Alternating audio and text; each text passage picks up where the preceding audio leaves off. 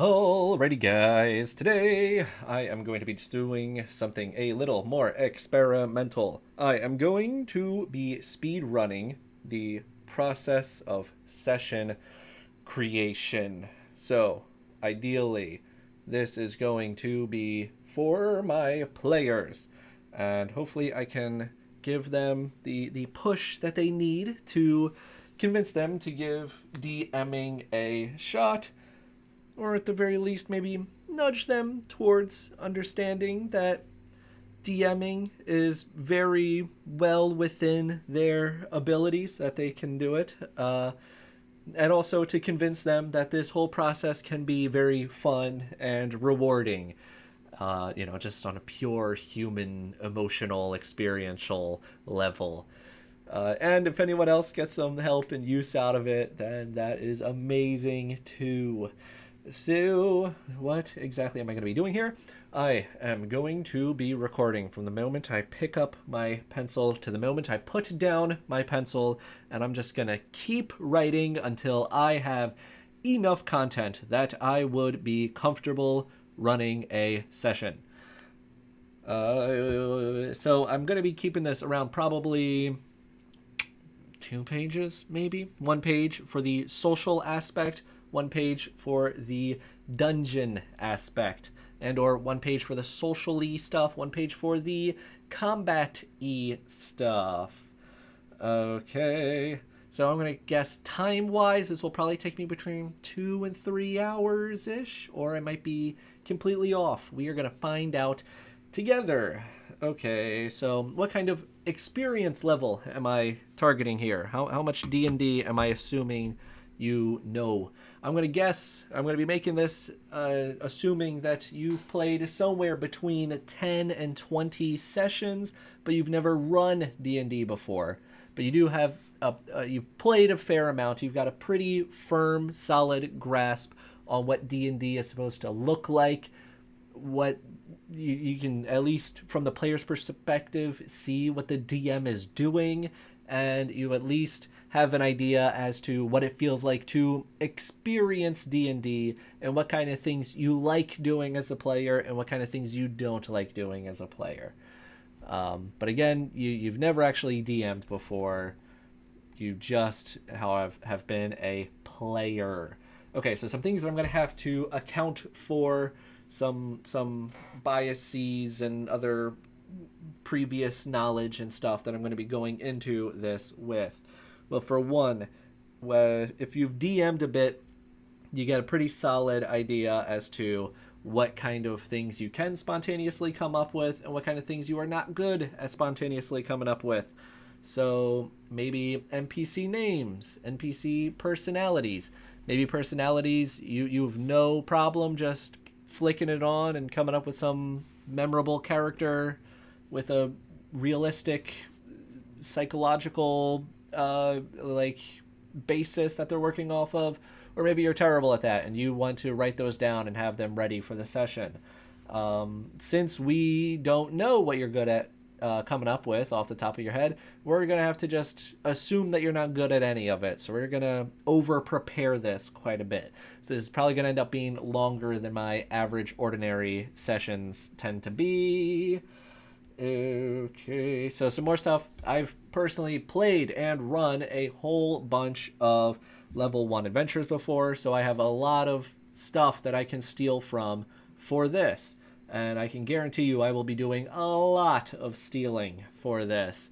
I highly recommend that you just go on the internet and find at least one good level 1 D&D adventure that already exists that you can steal from. There's a bajillion that exist out there, and some of them are actually very good, but almost all of them are at the very least serviceable for our purposes, which is going to be just to have an idea as to what it's supposed to look like.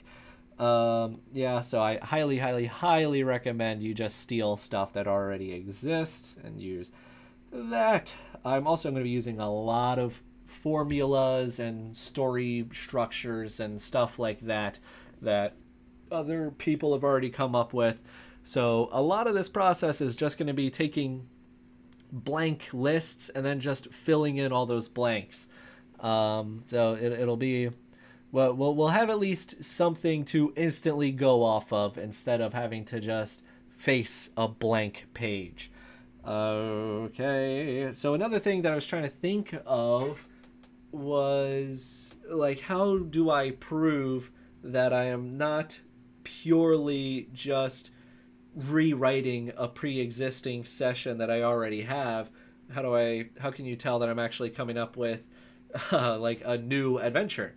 So I was thinking about how freestyle rappers solve this same problem, and they use a word generator, and like every 10 seconds it'll generate a new word that they need to work into their flow. So I decided I would do the same thing. I asked DeepSeek, shout out DeepSeek, to create me a word generator, which, if this works correctly, hopefully it will give me a new word every 15 minutes or 16 minutes, 999 seconds. Okay, and I'll just have to incorporate this into whatever I'm working on or into the session to some extent. And some more assumptions that I'm going to make. I'm going to assume that this is for 4 players of first level. I think that's a pretty safe number of players to work off of. I'm going to assume that I don't know any of their characters. None of them already exist. And ideally, we probably would have made the characters beforehand so that I can maybe incorporate some element of their backstory into the session. But the fact that we aren't doing that should be fine.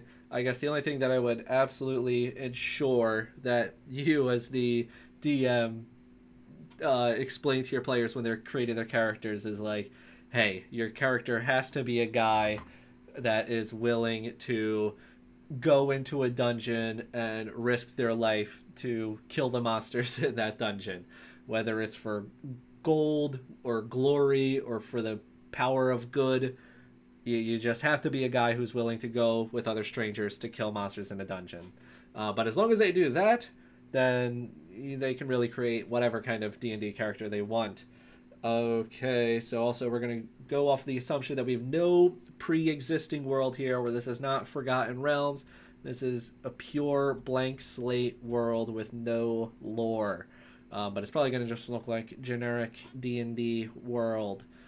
And we're also assuming here that we're making a sessions one's worth of content.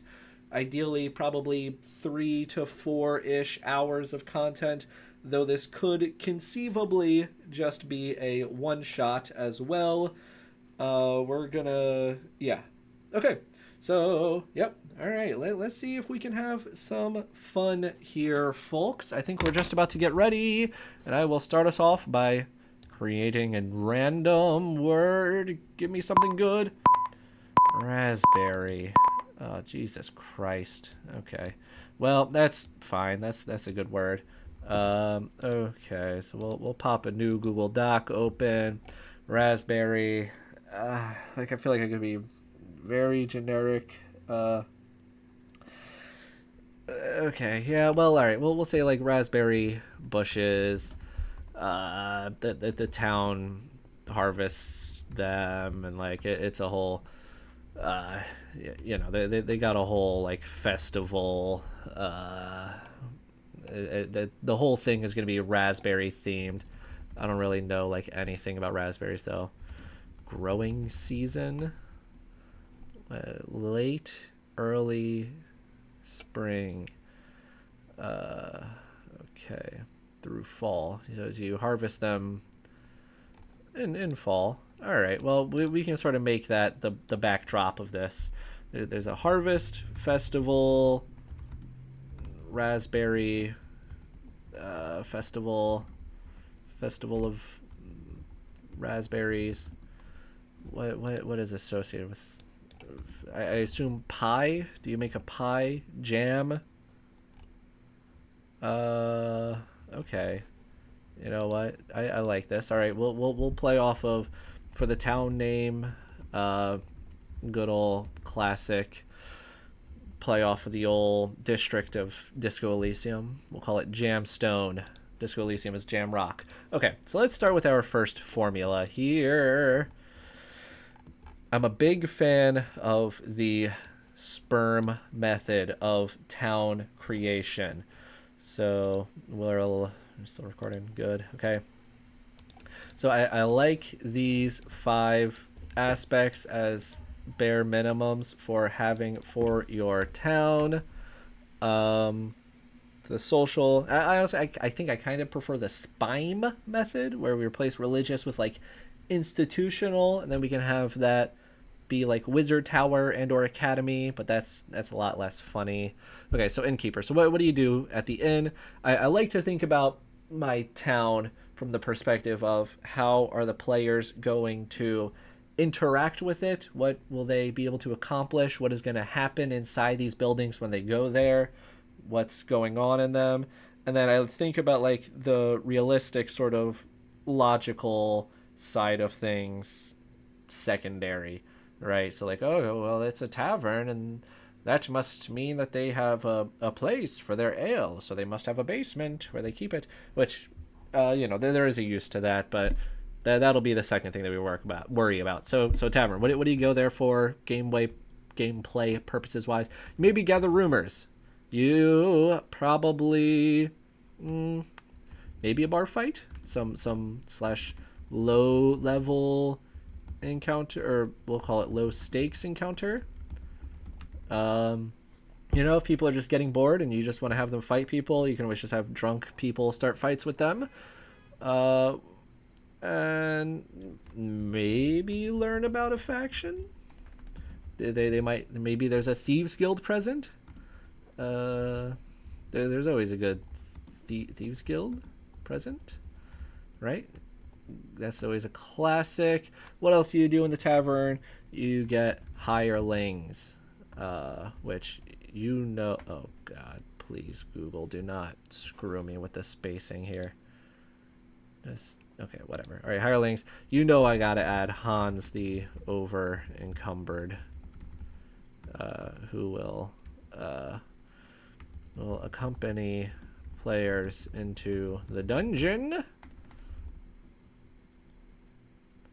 Will not fight, but will carry loot and torches and help out wherever, help out to the best of his ability without risking serious injury to himself. And let's say he charges, let's say to go into a dungeon, we'll say he charges 5 GP gold pieces a day. All right. What else do we need? All right, political, city council. Oops. So we probably have maybe, well, I think I'm going to not go city council. We're going to do a keep and baron. So there's like a small castle. Oh, what do you call the castle on a hill? What not Ed Sheeran, Jesus Christ. What is the like dam and what is that called? Jesus Christ. This is not what Mount and Bailey. Is that what I'm thinking of?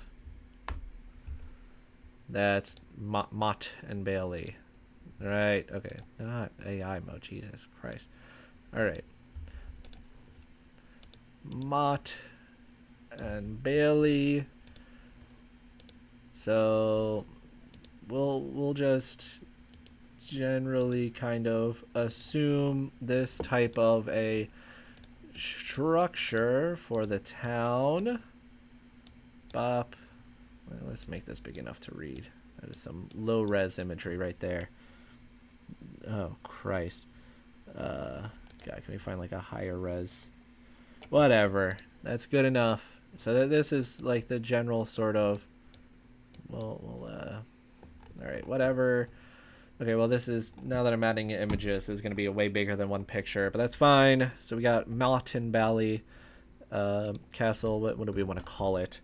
The Jamstone Keep. I guess that's probably a good name. What would be a good name for a tavern? Jam-based. Well, we can just... The jam and jelly. Oh, actually, the jam and jar.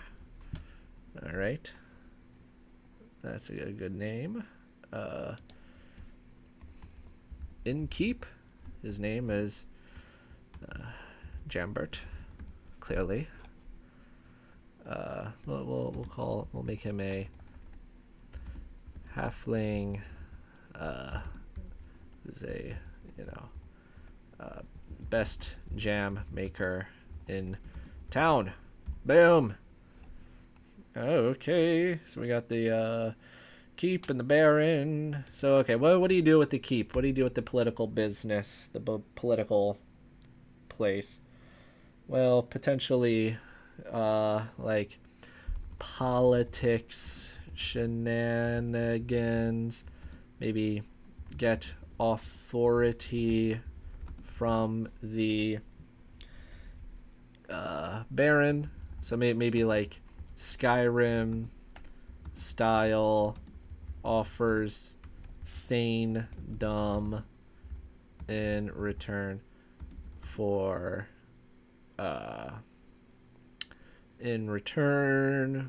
helping. And Thanedom, my mind immediately goes to that being like the guy who actually rules a town. So he probably will use like a different term for that. But we'll offer, maybe if you help the Baron himself, he can offer like very like low level diplomatic and potentially like criminal we'll say like law and immunity. So again, like Skyrim style, you can commit crimes under a couple of gold pieces and you'll be forgiven. You can just sort of get away with that. Okay. Legal. That's the term I'm looking for. Okay. So we'll probably... we could just call it a Thane. That would be recognizable. And if people are familiar with Skyrim, they'll at least instantly be able to understand what that's supposed to mean. But preferably we'll come up with a new word for that. So what else do we have with the Keep and the Baron? So he's got to be able to like show off his authority to some extent. At least, has enough guards that the players would probably lose. Like if they start a fight here. So probably like at least 12 guards, I think. And okay, economic. So, all right, popular shop and shopkeeper. I think we're just going to call this the trade house. And this, oh God, they buy, sells adventuring gear and equipment. And then they'll buy crap from the players at like a 33% rate. And what I always like to do in the trade house to give the players a little bit of a potential for a side quest is giving it some sort of magic item that is like at least relatively expensive. Players can potentially steal it or earn it.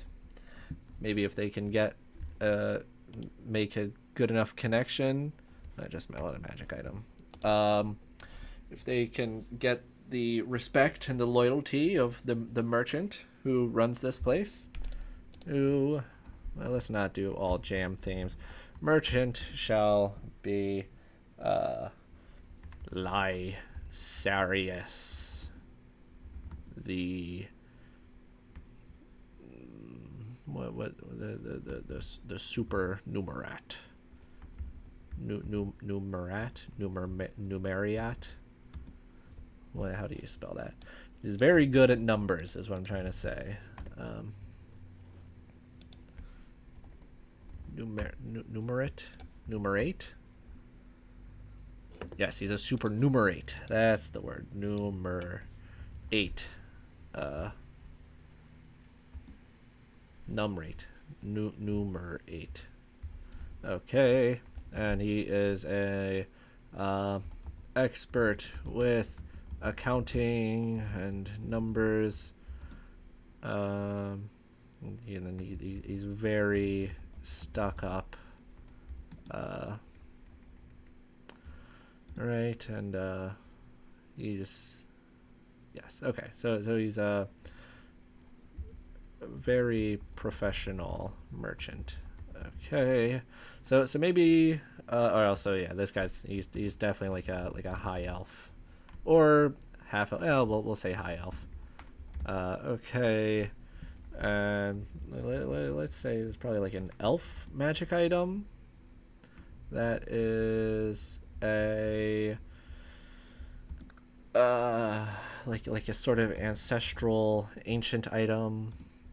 We can change this later, but we'll just say right now it's good old classic +1 longbow. Okay, temple and priest. Oh geez. Okay, so, well, they got a big like harvest theme going on, so probably like a harvest type of bounty, like agriculture, you know, like a Dionysus type of god. Maybe very big into the wine. Let's see, is raspberry wine a specific thing, or is that just all it's called? Does raspberry wine have a specific name?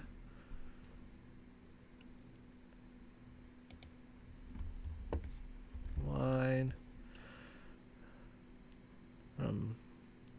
So it got its name from wine. Interesting.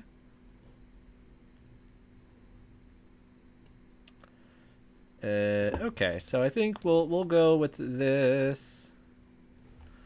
Wine. This is yeah, you know what? Maybe this town actually goes as far as to have like a whole raspberry vineyard. Is that a thing that exists? Raspberry vineyard.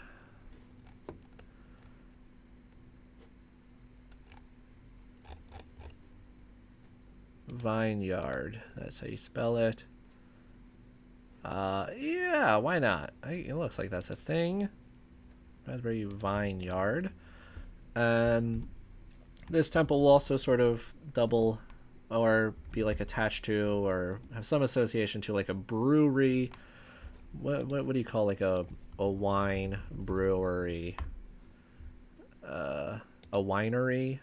Oh god, don't go on AI mode. Jesus Christ.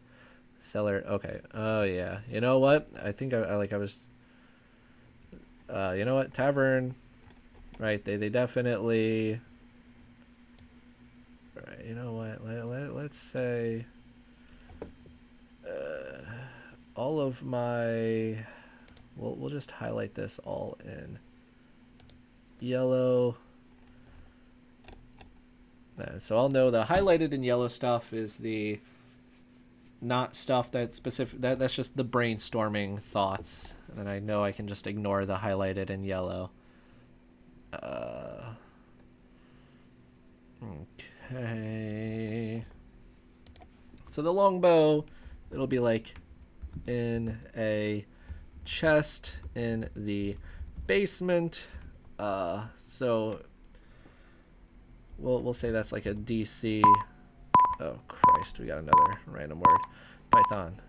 Lullaby.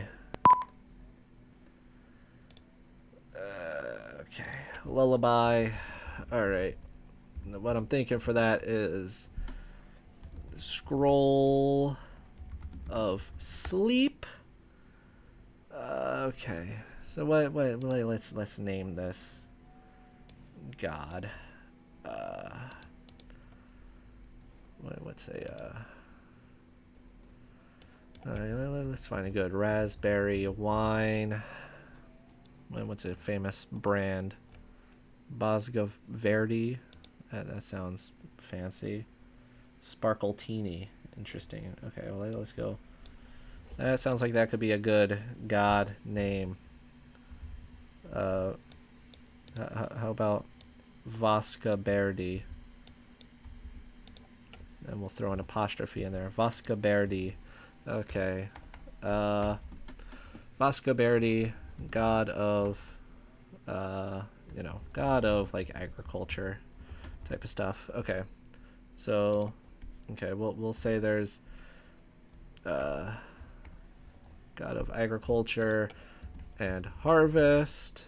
Okay, then we're gonna have a priest who, well, we will know that the priest will potentially, he has the lullaby of Vasca Verdi, and it is a scroll of sleep. Let's sleep 5e. Can you upcast it? We use a second or so. All right. Let's say. Oh God. Come on, guys. I'm recording. You can't be.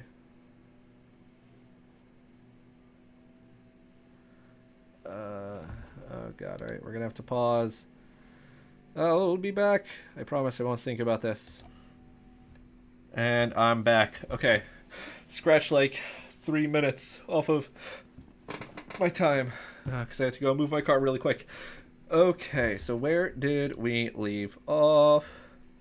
Sleep spell, right? Yeah, let's say it's like a level. It's making like level 5. So that's 5d8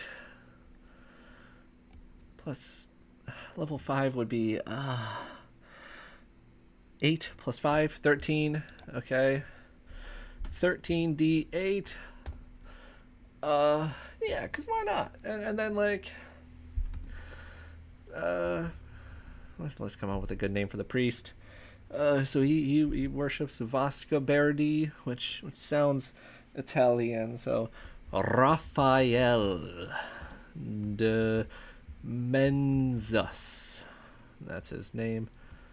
Or generally call him Father Raphael. That'll be his general going about name. And so he will, like, well, you know, he's a wine drinker god kind of guy. So we'll say he's like a happy drunk, constantly chugging his gold goblet worth 100 GP. The players want to steal that. Chugging wine from his goblet. His pimp chalice, basically. He's always getting crunk off of that raspberry juice. Okay, so he has this scroll of sleep. What does he give the players? What does he give it for? Like, preferably, I'd like to be able to get it before the dungeon. God, how's that? All right, What is a 5th level scroll worth, D&D? Cost of spell scrolls. Very rare, 500 to 5,000. Okay, well we'll say this is worth a solid 1,000 GP then.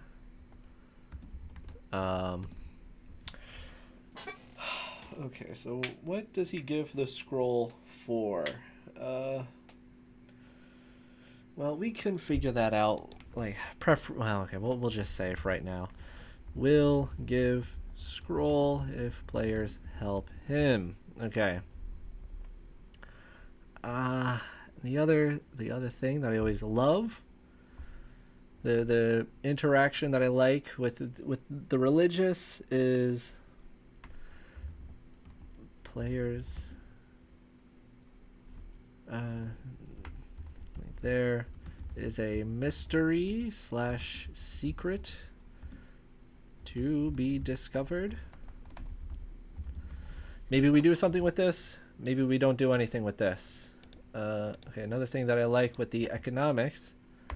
Attempt in the chest in the basement. Well, let's... Yeah, maybe like... assuming it ends up in a situation where the question is whether or not the players can quickly pick the lock, we'll call it a DC 20 check. I feel like if the players can somehow end up here without if the players can end up here like at night or something, or when like Lysarius is not here, they can probably just if you have enough time, they could probably break the lock or whatever and get the item. Same thing, so down with the temple, these guys could just steal the scroll if they end up being able to figure out that he has it. Okay, so what else? So what I like doing for the trade house is like connection to criminal underworld. And so okay, all right. We got something cooking here. So the trade house, we'll say like Lysarius has been smuggling in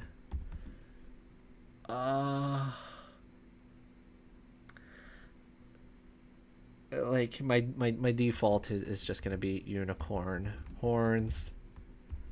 So that's great.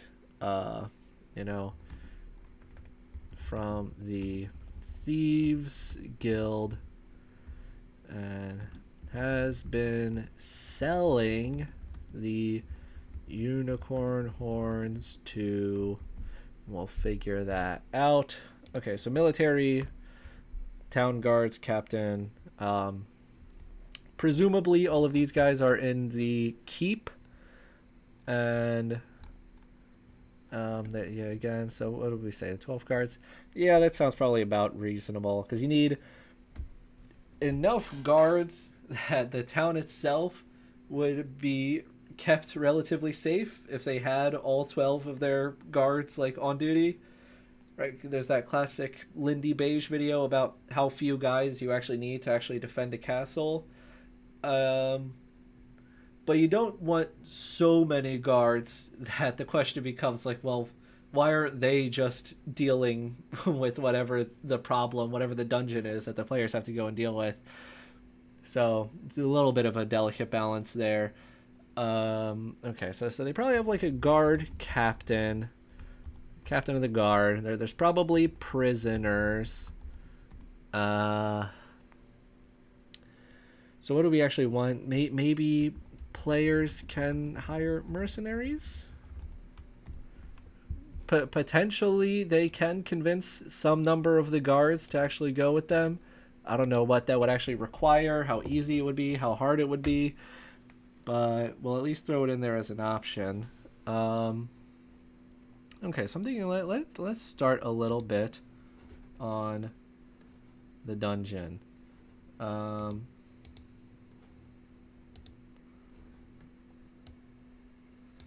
Okay. So, all right, let's make this do a new tab. Okay, tab 2, dungeon. Tab 1, Town. Actually, we know what it's called. Jamstun. Then dungeon. So I my favorite low-level enemy between the goblins and skeletons and all them, I gotta go with kobolds. So I think we'll probably base this primarily off of the Wendy's Feast of Legends level 1 adventure. Just kidding. Haha. So kobolds, they're very trap heavy. Slash schemers. Now traps are,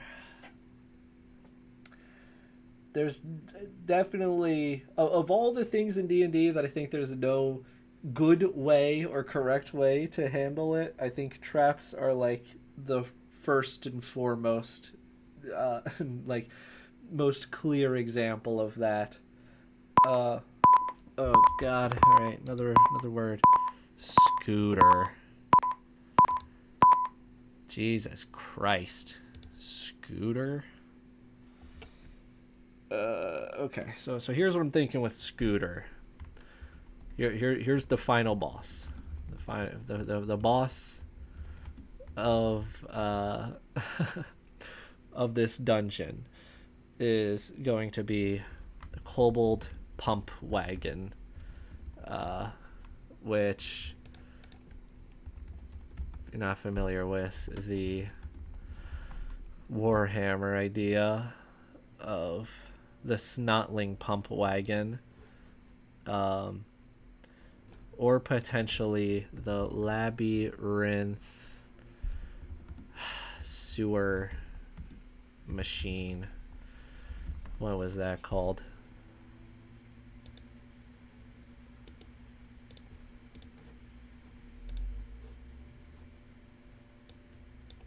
The cleaners. This thing. So I'm thinking this is what will make the like final boss encounter of the dungeon. We'll figure out a way to do that. Well, let's just see. Did anyone already make like a D&D stat block for this?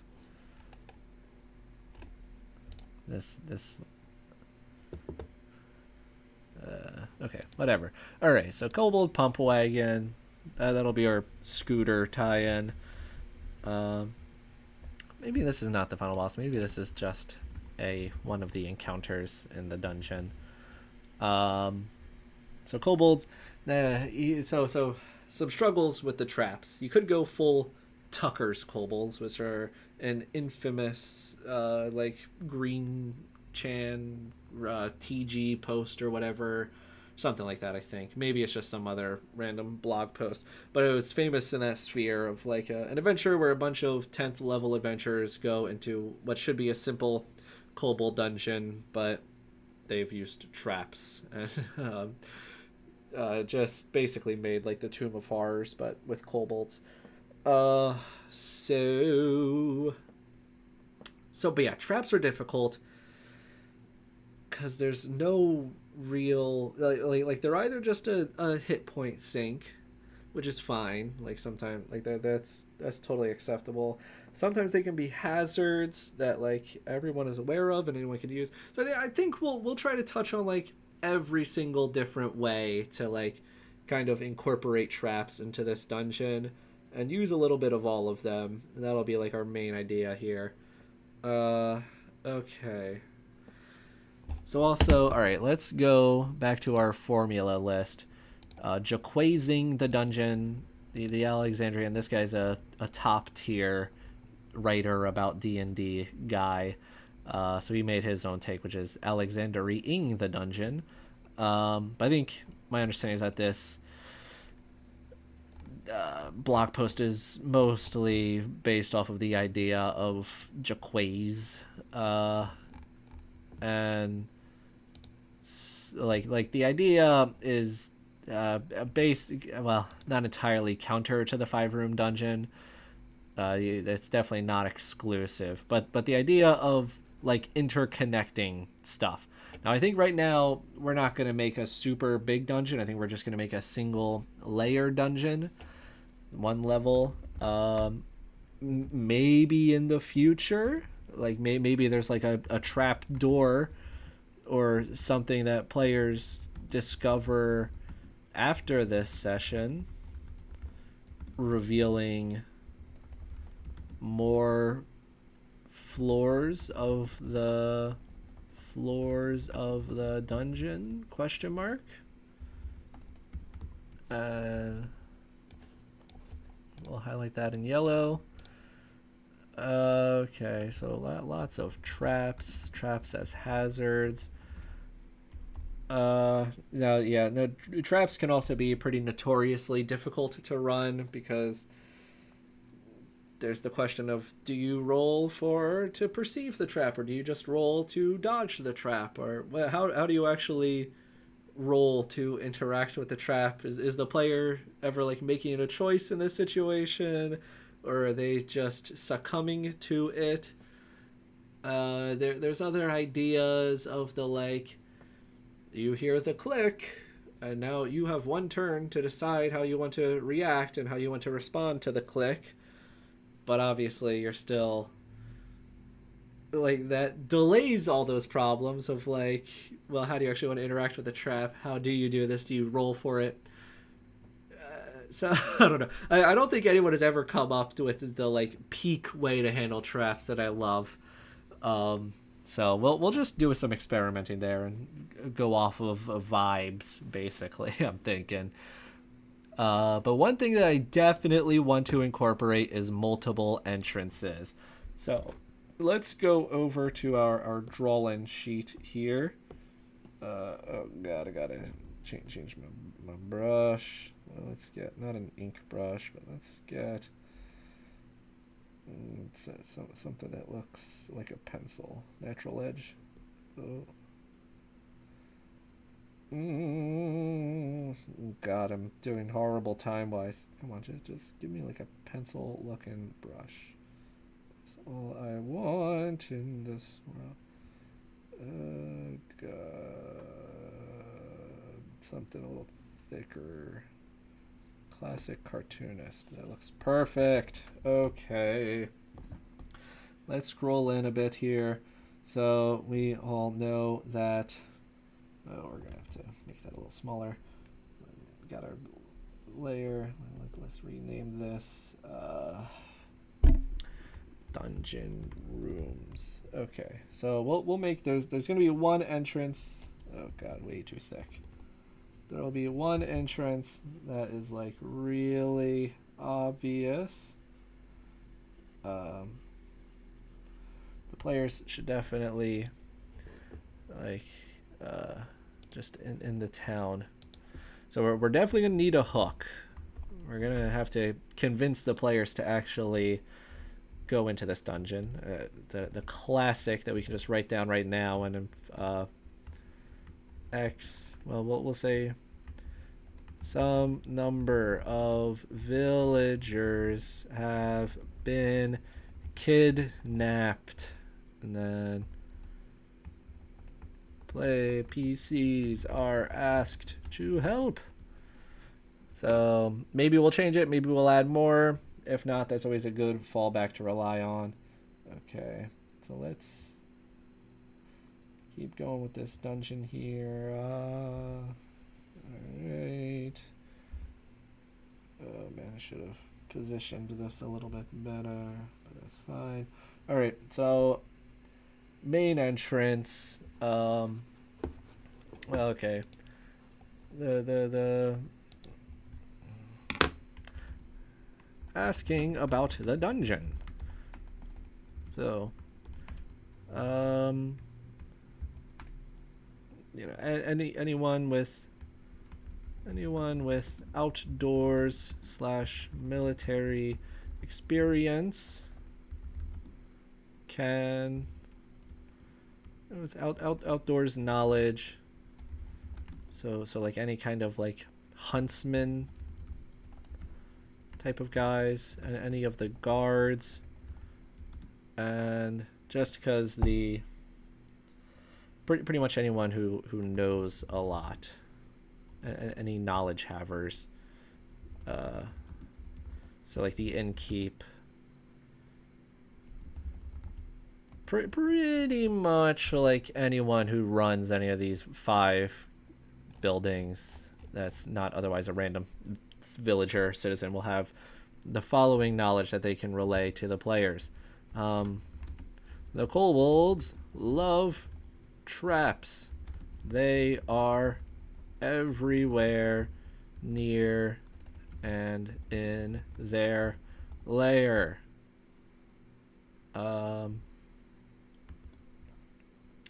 Right, if they ask, maybe right, more we'll say like military figures. So if they ask like the guard captain or any of the guards or anything, they'll like highly recommend do not go through the main gate. Okay, so we'll start with that for first right now. So okay, back to our dungeon room. All right, so we got the main. You know what? Let's.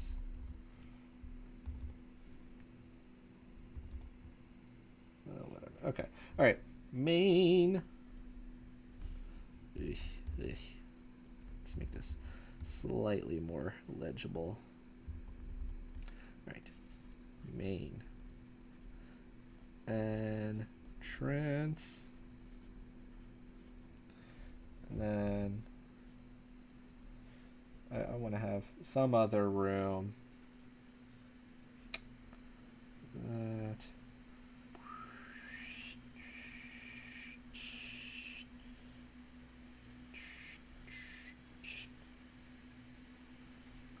we're going to have like a shelf.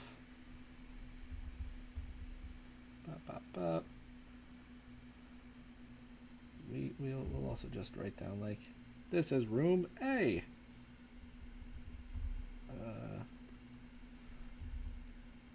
And this is room. Alright, well, yeah, I guess we should probably go in order of what rooms we kind of expect them to go into. Alright, let's just draw a path. I guess, alright, before we get too deep into drawing this dungeon out, we should probably figure out what exact purpose this dungeon served before it was a dungeon. Okay, so what the origin history of our dungeon. I like tomb, I like cave, could be a mine. I like all of those.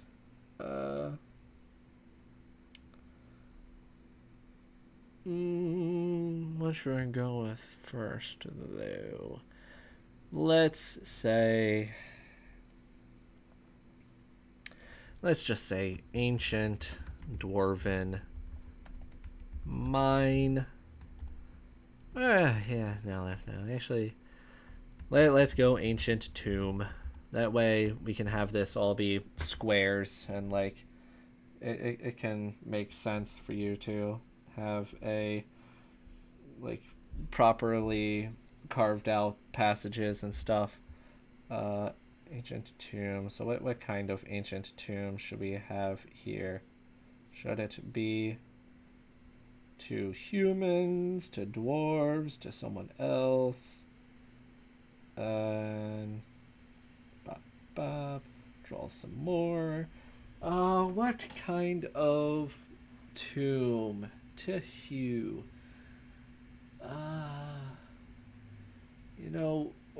We could get weird with it. Yeah, all right. Yeah, let's get weird with it. Like this whole thing was like once underwater, like thousands of years ago.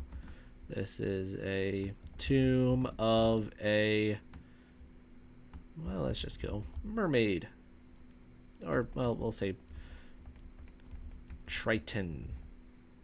Nz. Nz. Is that what they're called in D&D? I feel like that's the term, right? Mermen. Triton, D&D. Yeah. Alright. That sounds good. So maybe we can incorporate some Sahuagin somewhere in here. Maybe there's some water elements. Or maybe it's just entirely dried up. Well, we'll see how we're feeling. Okay, so what purposes? Well, okay, let's look at like a real life tomb. Like what kind of like diagram? It's like what is the main entrance? The gallery. Well, we'll kind of go off of one of these vague entrance and a gallery. Okay, all right. So, also it's been thousands of years, so probably the original functions of these rooms might have some influence on their literal structure, but at this point it's probably entirely whatever the kobolds have done to it since they've taken over this place. Okay, so we'll go A, B, C over here, and we'll add to our dungeon page. Okay, so the rooms. A is going to be like the main entrance. And there's definitely like traps waiting here. Like there's always like a kobold ambush, like just always ready. Always ready. Okay, then room B will have been like the gallery. Is what they would have used it for in ancient Triton times. We'll say these a days though. Gallery, I think will just be like a well. Oh Christ Almighty! Sprinkle.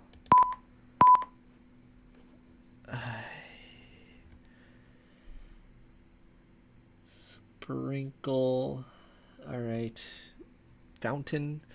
There's a fountain in room B that's has water, magic water.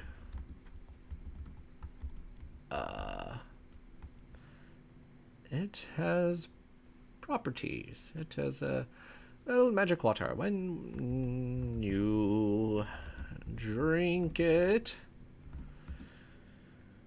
we'll say you know, like odds, you are blessed,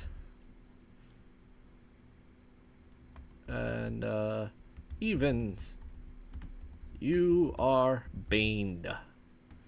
We'll say this is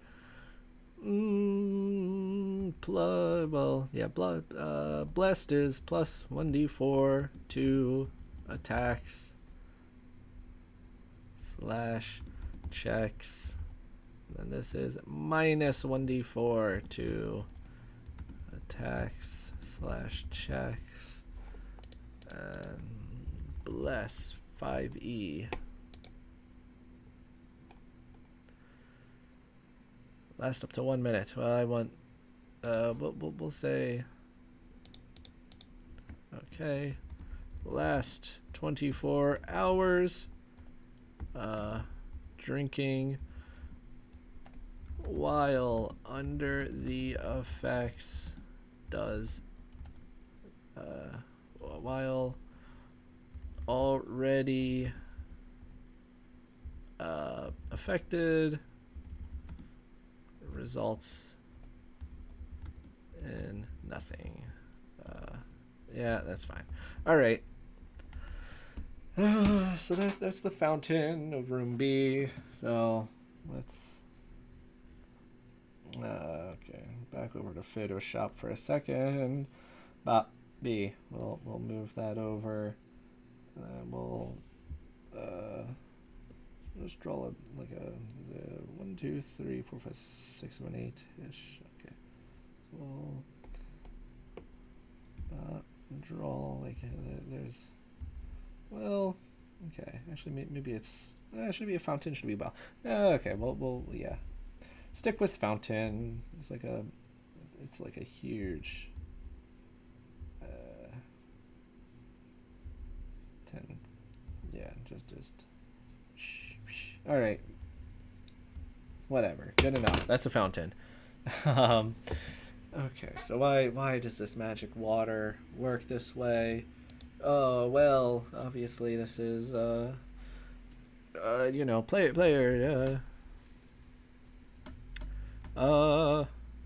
okay, you know what, let's say,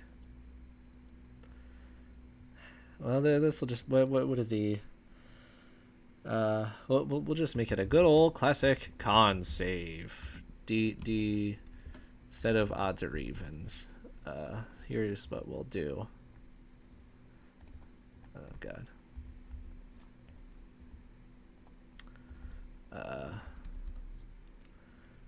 Con save DC 16. Let's call it. Okay. On pass. On fail. If you drink it, make a. Okay. History check. Right, well, we'll call this like DC. Let's also make it 16. On pass. You recognize fountains of Tritons. You recognize that the fountains figure as Merandarios. Merandarios. The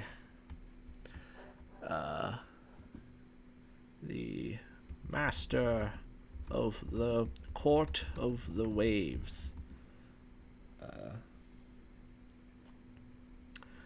Right, who was a powerful wizard and had a fascination with fate and chance. If you right, okay, well, PCs with this knowledge who drink from the fountain gain advantage on the con save. Boom. Now, why do you get advantage? Because it's cool. Okay. It's a reward for passing a history check. Does it make sense logically? Yeah, because that's how the Merfolk wizard designed it to make that make sense. That's the beauty of magic. Okay. All right. Back to the dungeon. All right. What else do we want in room B in the gallery? Let's come up with how about Kobold Fight Club? First rule of Kobold Fight Club. All right. Let's moderate, sure, random. How do we determine the environment? Dungeon. Go. Deep gnomes. Nope. 8 troglodytes. Jesus Christ, that would slaughter the players. Probably, right? Troglodytes got to be OP. Troglodyte 5e. 13 hit points. 8 of them? Yeah, I feel like they would just annihilate the players. Okay, Orc, Knoll. I guess what I really actually wanted was none of that. What I actually wanted was like a monster, proper. What is a Steeder? Now Cockatrice I like.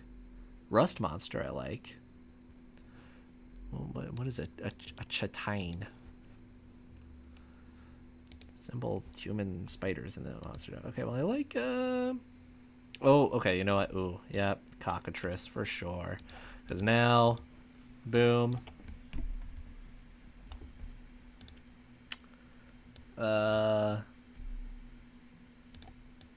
Okay, fountain has magic water. So we'll just put stuff in parentheses that you're not supposed to say out loud. Okay. Statue of Merman holding merfolk with beard, a wand in each hand, spitting water up. Spitting water out, I guess. Okay. Washing itself in the fountain is a foul. What size is it? It's a Cockatrice. 5e.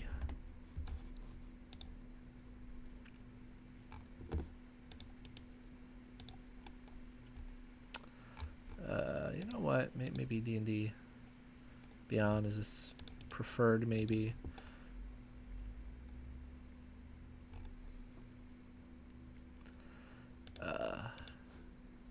It's a foul. A foul. Creature. It's small sized. A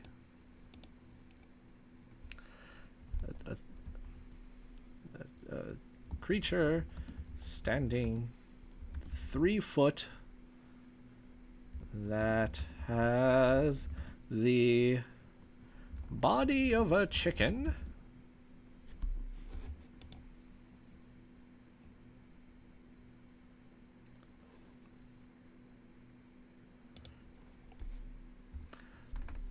but the wings and tail, we'll just say, but the tail of a serpent. Okay. Cockatrice. Boom. Insert link. Bop. Monsters. Now you can just click this. Boom. Okay.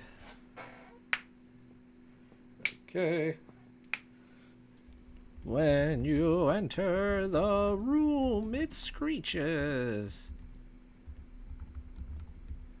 Okay. Well, if the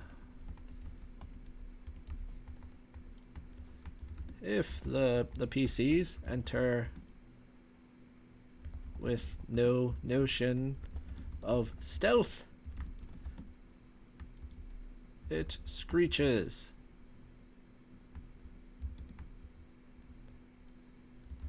Alerting kobolds deeper in the dungeon, who will make further preparations to hide and arm their traps. Okay. Okay. Okay. All right. The fountain has magic water. All right. So how do I want to do?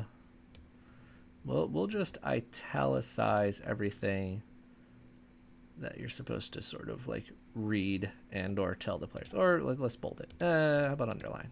Okay.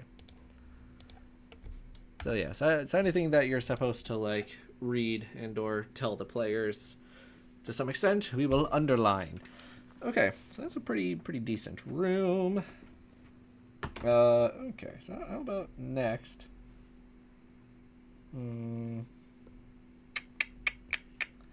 right, so all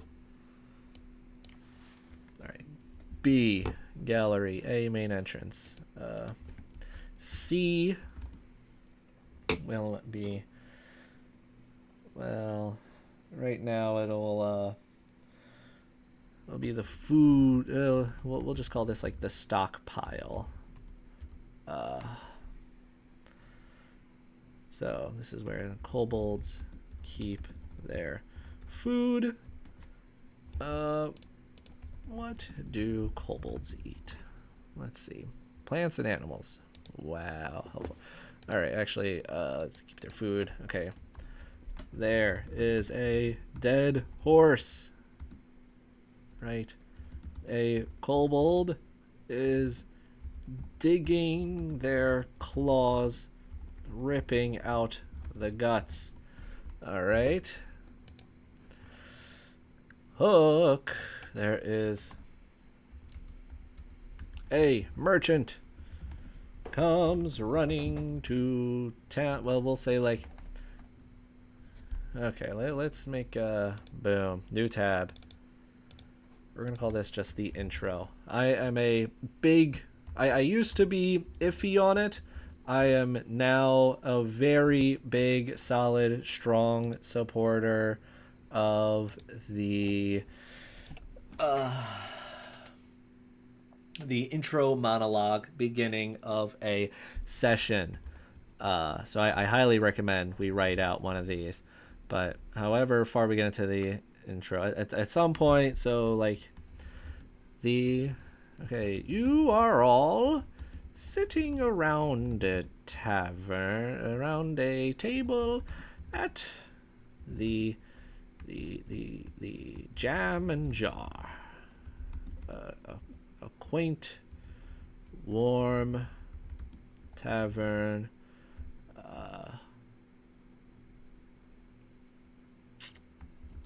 That each of you enjoying your drinks. You have all stopped in town. You've all found yourselves in this town for your various reasons, and then you can like go through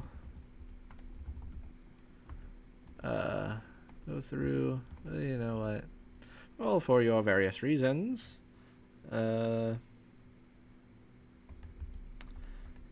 Speaking of which, let's go around the table and introduce our characters. Okay, so person to my left, we'll italicize that so you're not supposed to read that. Let's also add the boom, asterisk. Let's start with you. Tell me about your character. What their race, their class. Their race, class, their vibe. How they present themselves.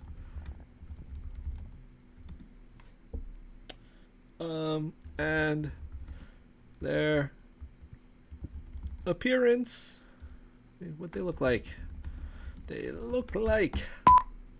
Oh no. Maple. What do we do with maple? Maple syrup. Okay. Dungeon. In the stockpiles. Boom. Barrels of maple syrup. How much does a barrel of maple syrup weigh? Like 600 pounds. All right. We'll say a drum. We'll say there's 5x drums of maple syrup stolen from a merchant. Belderin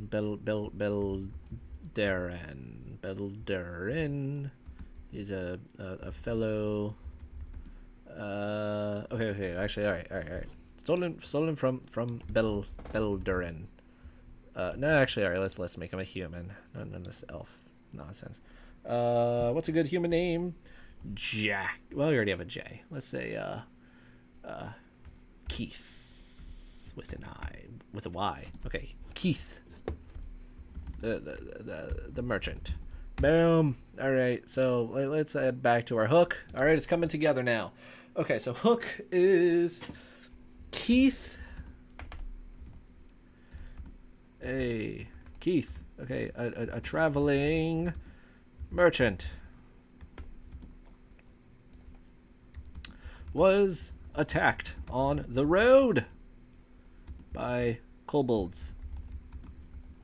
They stole his wagon, his cart and horse, and his maple scissor. Okay. This is all stolen. Well, stolen, not like a little bit. I think from the Warhammer Fantasy, whatever the session. The enemy, not the enemy within. The first adventure in the enemy within. Warhammer Fantasy roleplay. What was the name? Oh, that was the name of it. Yes. Okay. I think this is stolen from this. A little bit. Just the fact that there was a merchant who had their things stolen. Okay. So type 3. So maple syrup. Right. So he right. He interrupts the players at the tavern. Now, do I think starting at the tavern is actually a good idea? Very much so, no. I think it's very awkward, but I do think it is a rite of passage that you have to suffer through an awkward the players meet at the tavern type of situation. That is just a like a rite of passage for any DM. So you got to start in the tavern. That's one of the hard rules that you're not allowed to break. Okay. So we got Keith. He's a maple syrup salesman. He has so in the dungeon there are 5 drums of maple syrup. They weigh 60 pounds each. So this is kind of our throwback to AD&D, where you like have to figure out how to actively transport the goods from the dungeon out of the dungeon. So that'll be like kind of a puzzle, and by kind of a puzzle I mean I guess the players will run back and then like hire some donkeys or whatever.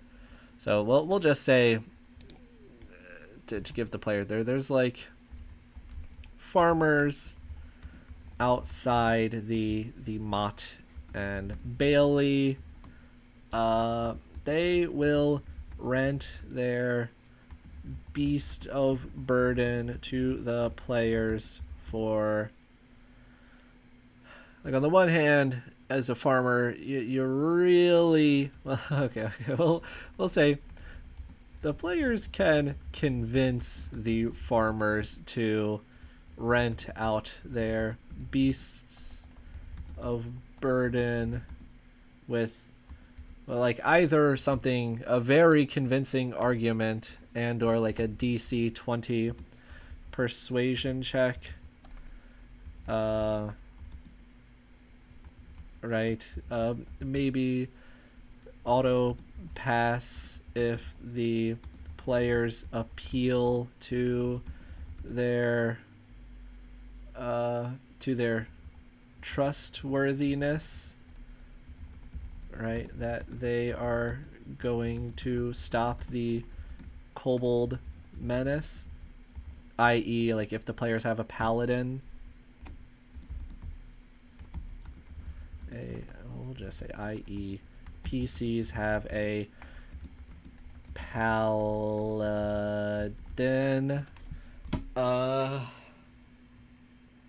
right?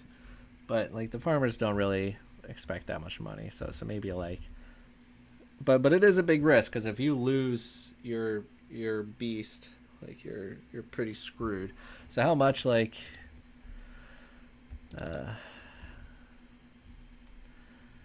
cow cost D&D, or one cow? One ox is 15 gold. We'll say, yeah, all right. So maybe we'll say for they'll rent it out. Yeah, we'll say for 10 GP, the players can. Let's also see how much can an ox carry. What? That sounds like some AI nonsense. 13. Oh, they can pull. All right, all right. So if you got a wagon, if you're just throwing packs on them, like a couple hundred. According to this source, a single ox can pull around twice as much.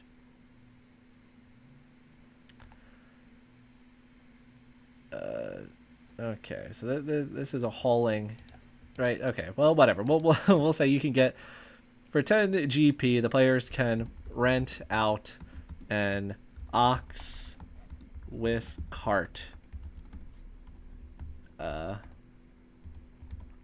Right. If the farmers can be convinced that the players can be trusted to actually return with their ox and cart, because otherwise the farmers just, this is like basically like lending a stranger your car. You'd either have to for multiple thousands of dollars, maybe, yes, or if you have the power of God on your side and you can prove to me that you are divinely gifted, and God trusts you.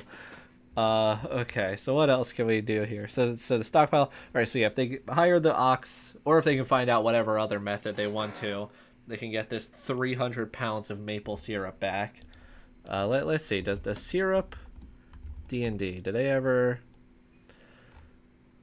What in God's name is a good stand-in? What kind of like 1 pound of 1 ilb of syrup D&D? Trey's good. Probably equivalent to butter, maybe. 1 pound of gut. Well, actually, no. Probably. Oh, maple sugar. There we go. All right. 1 gold piece for 1 pound. So this is 300 GP worth of syrup. Maybe we can. Should we up that? Yeah, screw it. Well, let's say it's 10 drums of syrup. We'll just say 600 GP worth of syrup total. Okay. The merchant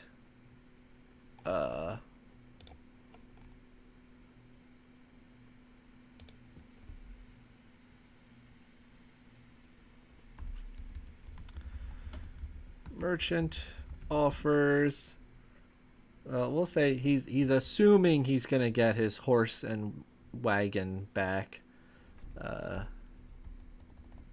We're in the wrong place here. Dungeon tab 3. Actually, where do we want? Dungeon. We're in the hook. Okay, so asking about dungeon. All right. He interrupts. Players at the tavern. Right. He offers, we'll say 300 GP for the return of his goods, which realistically, if the players get it for 600, they'll probably only be able to sell it for a third of that, like 200 GP. So getting 300 gold back for it would be a worthwhile, will probably be more worthwhile than trying to sell it. But they could very specifically go out of their way to try to find a town where this is a desired luxury, and maybe they can get even more than 600 gold out of it. But that's only if the players decide that they get this syrup and then that they want to go on a on like a Kenshi merchant playthrough. But you know, give that option. All right, so let's go back to the intro here. So players, tell me what do you look like, your race, your appearance. Okay. And then tell the other PCs what they know about, or what you would have told them about why you are in this town. Right, like you know, no one has to you can just also you can just say this bit out. You don't, well, you can just, yeah, you can just say all of this info like out of character. You don't have to do a voice. You don't have to say this, right? Where we are, you know, this is just some we are just okay, whatever. All right, you can just say this all out of character. You don't need any more than that. Okay, so in the dungeon you got some maple syrup from Keith the merchant. 600 gold's worth of syrup. Okay, so that's hanging out and see. So we got a kobold eating from a dead horse. Right. Presumably, if B happens first, if the cockatrice screeches, then he's probably just gonna hide instead. If he doesn't hide, though, then he's just sitting here, just chowing down on this horse. Okay, and there is a shelf in this room, like a passive DC, we'll say 15 perception, spots a gap behind it. This shelf is a secret door. It leads to a small entrance. Medium characters have to squeeze through. To a hovel. Is that the word that I'm thinking of? Like a hole beneath a tree. Nope, that's not what I'm thinking of. Hole beneath a tree. What do you, like a burrow or something? A hollow? Maybe that's what I'm thinking of, not a hovel. A tree hollow. Okay. Well, whatever. Leads to a like hole under a tree that is hidden. Okay. So all right, let's also add. So okay, if the players, right, scouting outside the dungeon can reveal a hidden entrance found in a hole under a tree with a perception check of like DC 20. Or, you know, if the players just spend enough time outside, they'll just like eventually find it. Otherwise, like, if the players stake out the dungeon for 24 plus hours, they find kobolds using... They see kobolds sneak in and out of the secret entrance. Boom. Okay. Alright. Let's also... Alright. Let's find D&D Beyond. Monsters. Kobold. Kobold Legacy. Oh, not again. Twinkle. What in God's name is Twinkle? Okay. It's a wand of... the D&D Wand of Light. Wand of Illumination. Oh, that's pretty cool.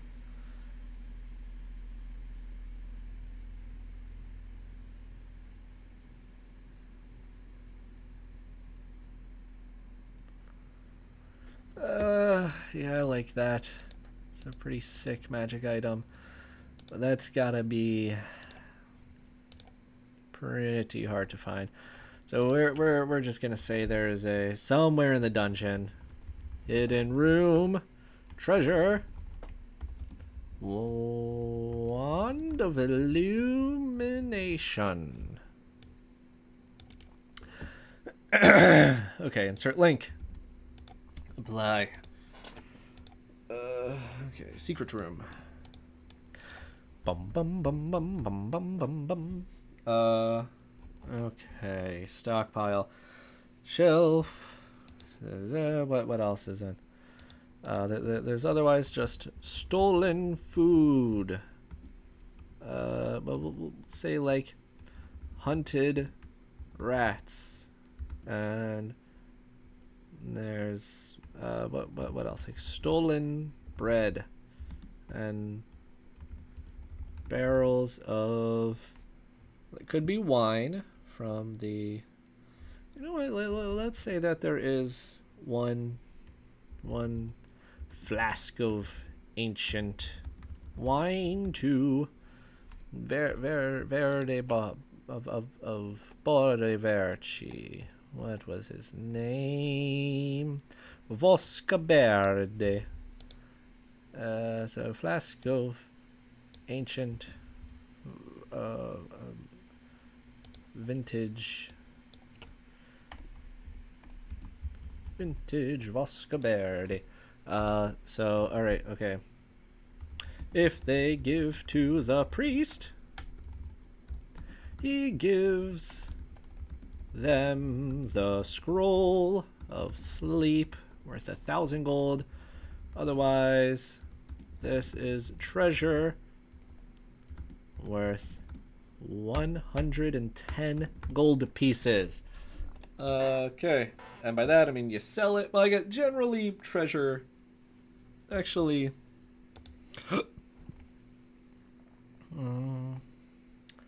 should I say treasure and yeah, okay. So you can buy crap from the players at 33% rate. Treasure and goods at 100% rate. So you know what? Actually, maybe we'll just start off with an immediate, like an immediate sort of dilemma potentially with the maple syrup. You actually can get 600 gold pieces out of, or at least it wouldn't be difficult to get 600 gold pieces out of it. So you only get 300 if you give it back to the merchant, but at least that's a guaranteed deal. And then if you end up keeping the syrup for yourself, I don't know if that would necessarily. I think there's conceivably some finders keepers law that people function out of. Uh, at the very least, that merchant and whatever guild. Well, we'll say that yeah, this merchant. Let's see. Where is this merchant that we have? Do we give him a name or do we? Keith, right. Okay, so Keith. Okay.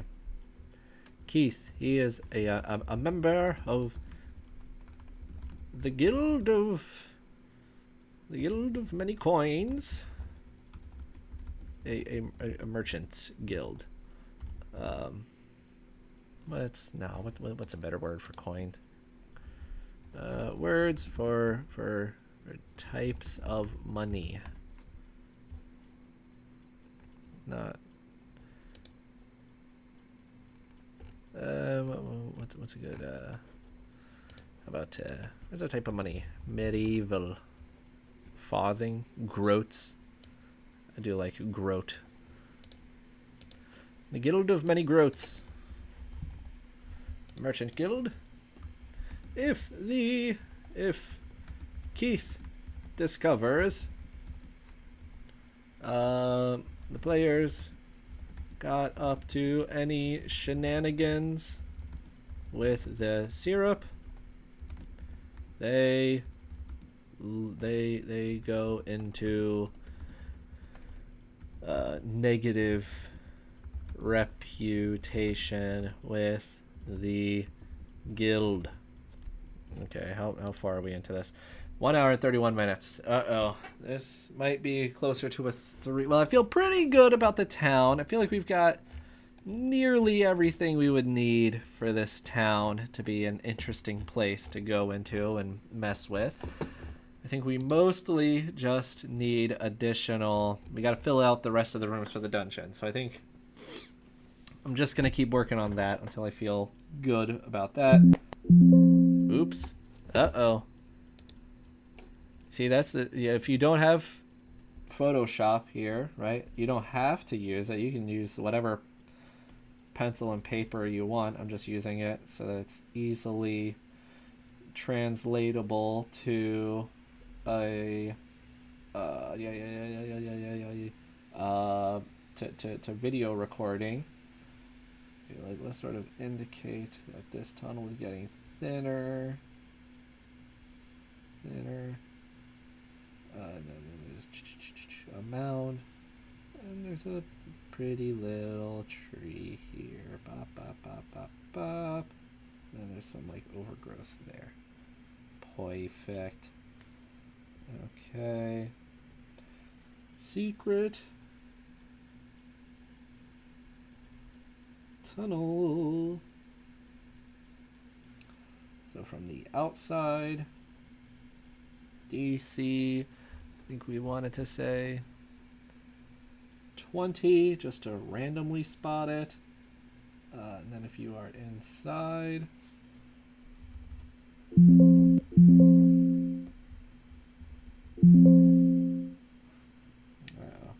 right, DC 20. Ba, ba, ba, ba. Oh god, I can't.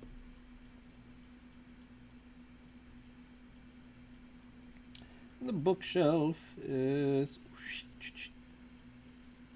secret door. We'll call that DC. What did we say? 16? Nope, 15. Not that it really matters. This is the kind of thing that I feel like you get really good at making up very quickly. But just until you practice that muscle, we'll just write down some specific DCs for things. Okay, so let's see.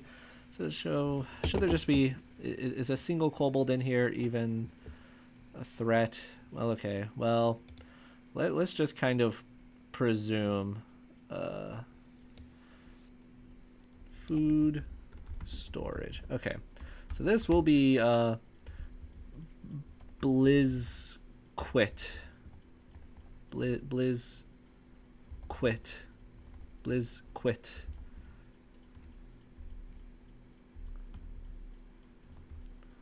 Blizz quit bone sucker. Okay, so he is a... This will kind of be our whatever our guy in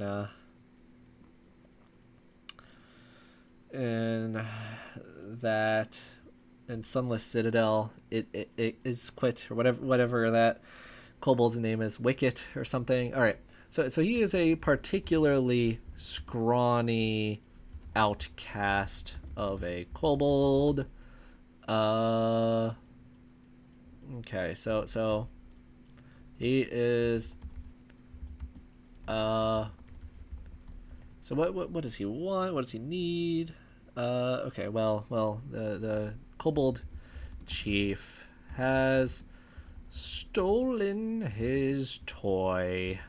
Has claimed his toy for himself. You know what? All right. Something that I just really like. Kobold. Small. The traditional kobold is the little dragon guy, at least in D&D.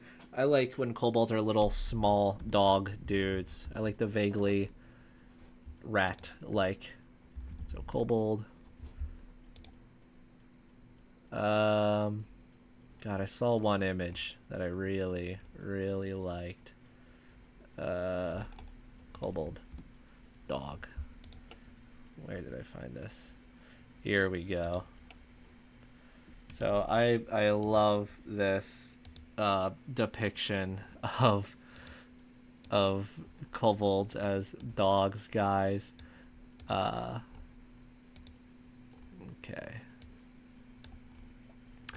So he's...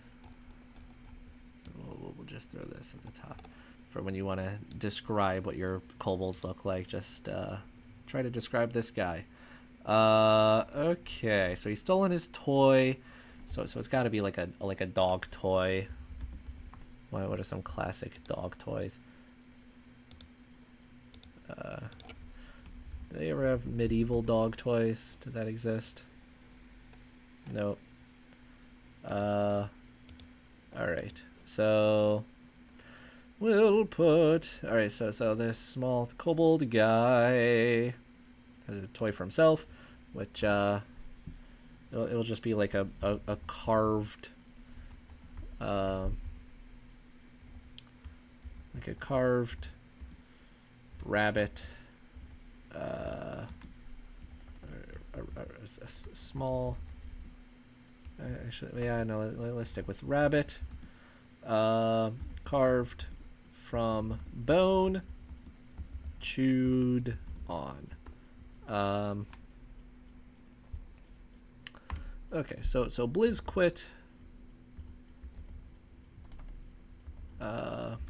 will help the PCs if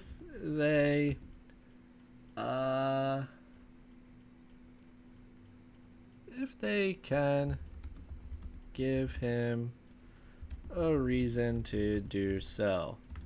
So like he is like very, you know, he is very prone to, or he will easily succumb to any kind of intimidation, DC 5, but he will betray the players at the best opportunity if they do this.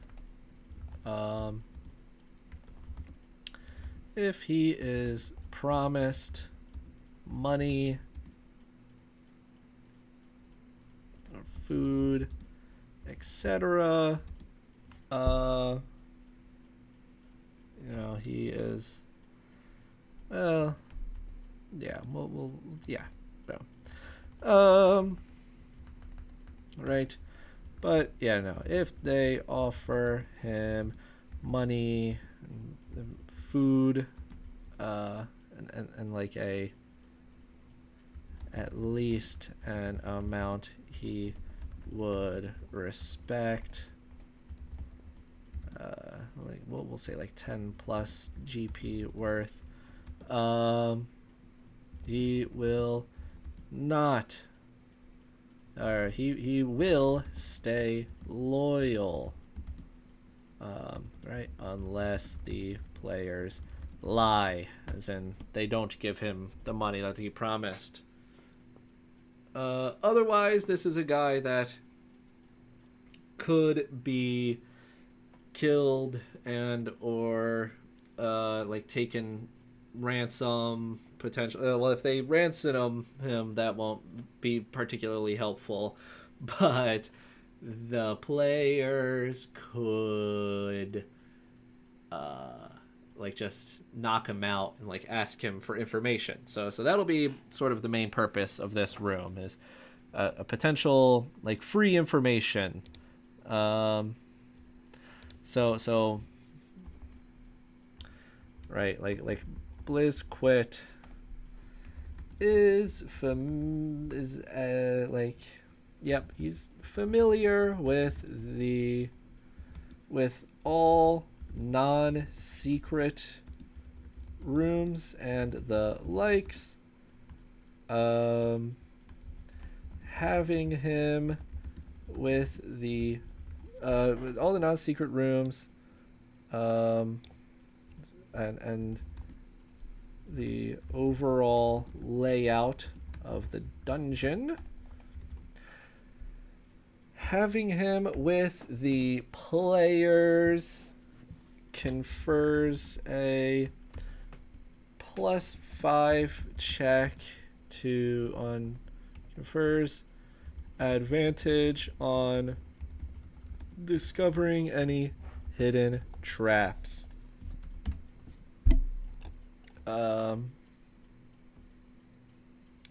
Right, why doesn't he just instantly know all of them? Well, Blizzquit is quite dumb. He misremembers stuff. Okay, that's good enough. Oh no, spaceship. Oh, spaceship. How does that work out? Well, my instant thought. Okay, well, this is going to be a complete. Okay, oh, nope. We got it. All right. Origin history. All right, so am I stealing expedition to the barrier peaks? Is that what I'm thinking of? Is that the one where it's all a spaceship? I think it's this one. What's the D&D adventure that is a spaceship? That's it. Yep. Okay. Okay. So, all right. Before it was a tomb to this merman. What was his name? Marandarios. Marandarios. It was a crashed spaceship. God,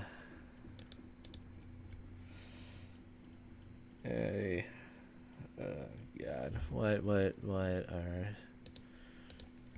I'm thinking like Mind Flayer is my first spacefaring people. D&D.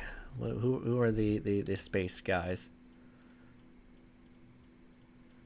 Oh, this is some made up nonsense. Space hamsters. All right. Yeah, I don't know if we're gonna have a lot of references here, but we'll say ancient Mind Flayer ship. What are we gonna do with that? Well, okay. This wand of illumination is definitely going to be described as it'll be it is DC 20. Well, yeah. Well, DC, yeah, 20 Arcana. Reveals. Okay, secret. This is actually just going to be a secret compartment. Like a vent that opens up. Okay, it reveals. It is a device created by mind flayers.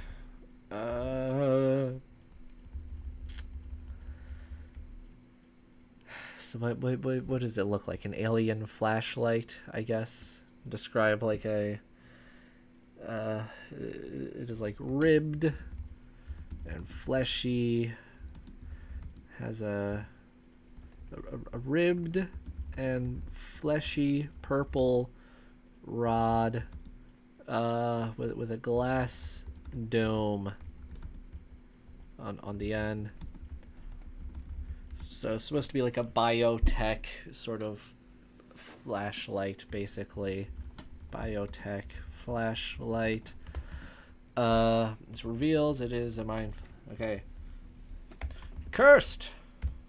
The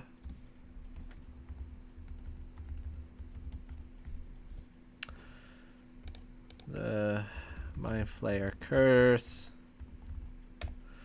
Could just steal this directly from. Could steal it directly from.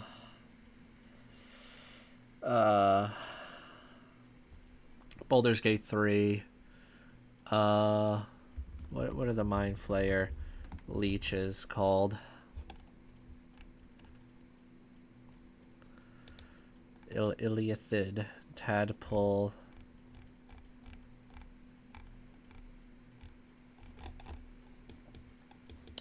Whatever. All right. Well, we'll just say cursed. You have disadvantage on all saving throws from aberrations. Does this require attunement? Or is this? I'm gonna guess. Requires attunement. Yes. Okay. While you are attuned, you have disadvantage on all saving throws from aberrations. All right, that's good enough. Okay, so we got the kobold friend, room A. Like it shouldn't just be instant, immediate death, but all right, we'll just say. So how do we want to handle traps? Okay, so I'm gonna handle traps in. We'll just say. Traps. So you make a so either like passive perception versus do our players actively, if players are looking for traps, right? Give. Right? They may make an active check if their perception, if their passive perception does not spot it. Okay. So which means as soon as players know that there's traps, and like if they don't just bum rush the dungeon, and if they ask the players, if they ask the townsfolk at all, like, hey, are there any traps, then it's probably safe to assume that they are going to always be making a perception check for every single like new room that they go into. Now, if there's not any traps, I guess still just make them have them make the check anyway. Now, is it just going to be true for every single room, for every dungeon, for the rest of your life? Yeah, I guess that's probably the reason why you don't handle it like this. But I can't think of a better way off the top of my head, so we'll just say that every new room you make a passive perception check, basically. Now, what if players are going deep and they are like scouting ahead and or using a 10-foot pole or whatever? I would ideally you check to see if if they used a 10-foot pole on this type of trap with this tripwire, would it still just trigger the trap, and then would that completely prevent it from affecting the players, or would that just have zero effect and then just have it instantly happen to the players? Otherwise, we can say if they're being extra safe, yeah, well, okay, yeah. If I guess we'll say if they either have Blizz quit, if they got Blizz quit or are moving extremely slow, or moving very slow, they got a careful pace.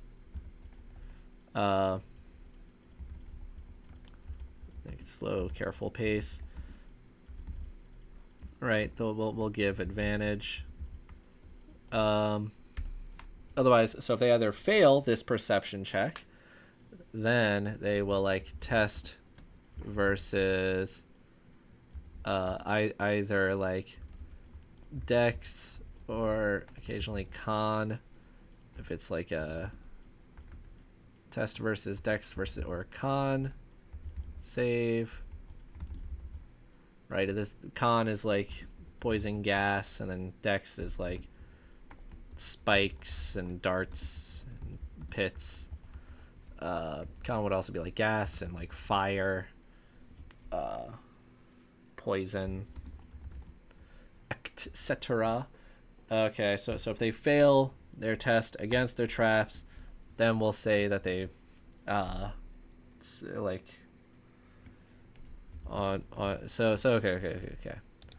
So all right, you do the perception, right?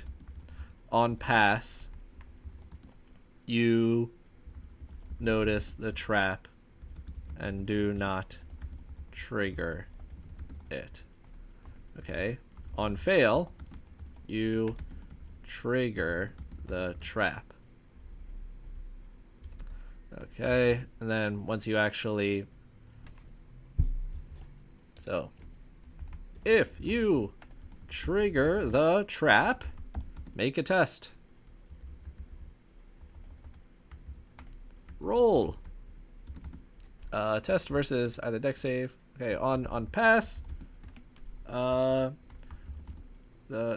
trap is activated, but you do not suffer a consequence, or you suffer only half a consequence. This will be straight up for just because usually in 5e stuff like gas and fire or whatever, if you would activate a trap like that, then if it's a con save, you usually you'll take half damage if it's a glyph of fireball or whatever, and then on fail you suffer the full consequence of the trap. Let's see how to run traps. D&D. Is this... Do they, do the official rules actually say this is how they should work? Or trust and play. Triggering trap.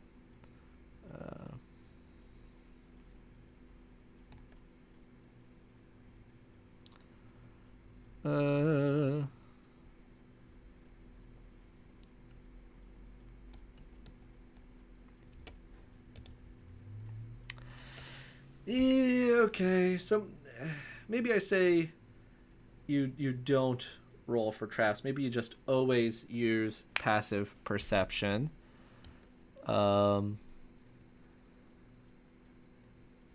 Yeah, actually, I think we're gonna say you don't roll. You just strictly use your passive perception, um, and then so we'll have like if you got Blizz quit, we're gonna say he does not provide advantage because this is not a thing that you roll for.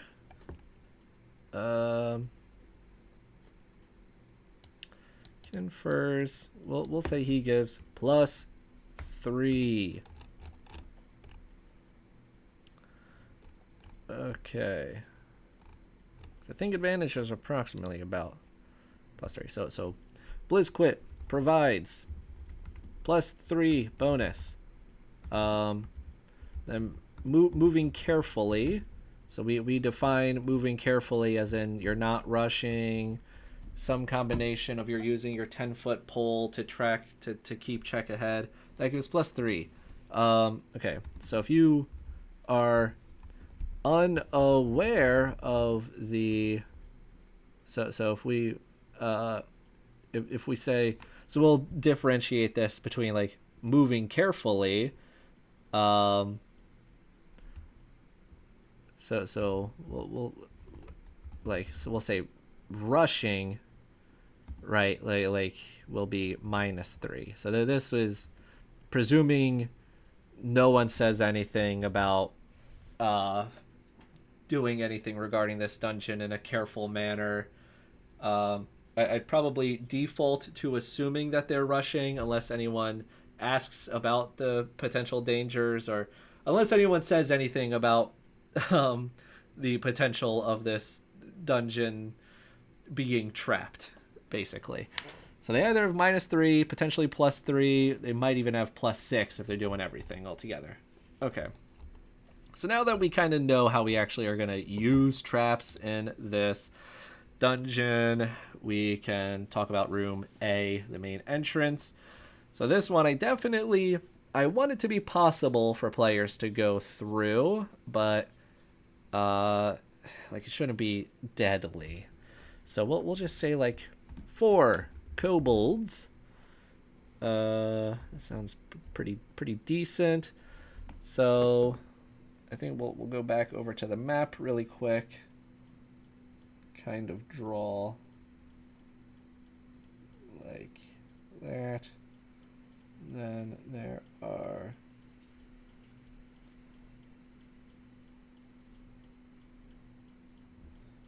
okay. So there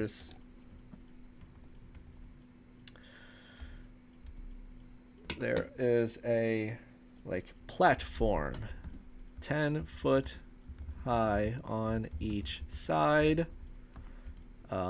stairs going up 10 feet, and I guess you should also say where exactly this dungeon is.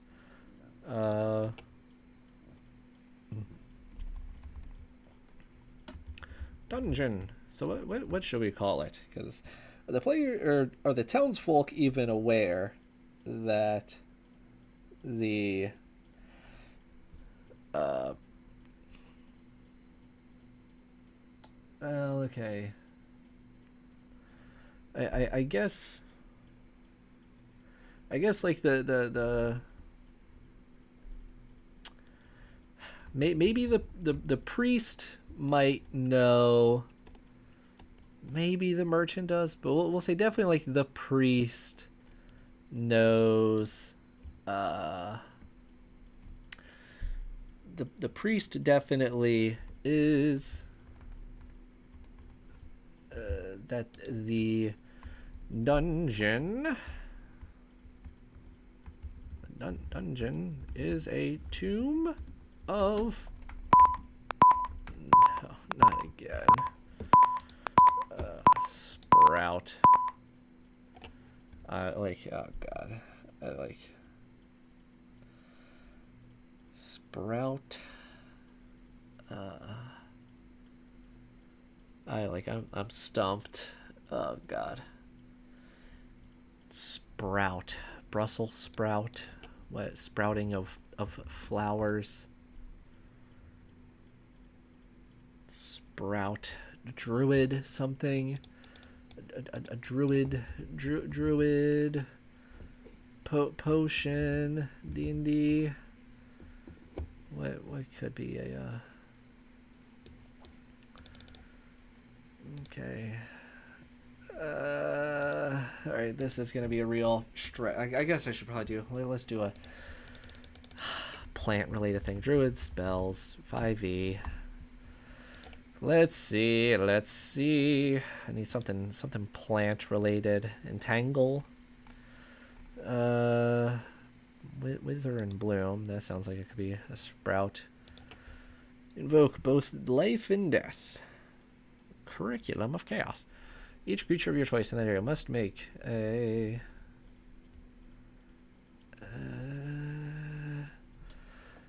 I'd rather something that just obviously works with like a potion that you would drink. Shillelagh, that would be fun. I'm leaning like where's bark skin? Where is that? Bark skin. That's not what it's called. Bark skin. Search is unavailable. Whoopsies. This bark skin. There we go. Let's do that. Okay. Who's got the potion of bark skin? Christ almighty. Well, we'll say that's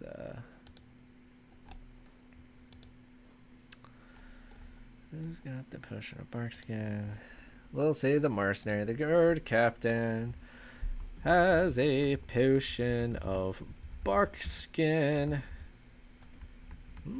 Gifted from his out of town. Gifted from his gifted from a hermit. That's where he got it from. Okay. Guard captain's name is Bartholomew. Bartholomew. That's definitely not how you spell that. How do you spell that? Bartholomew. Okay. Bartholomew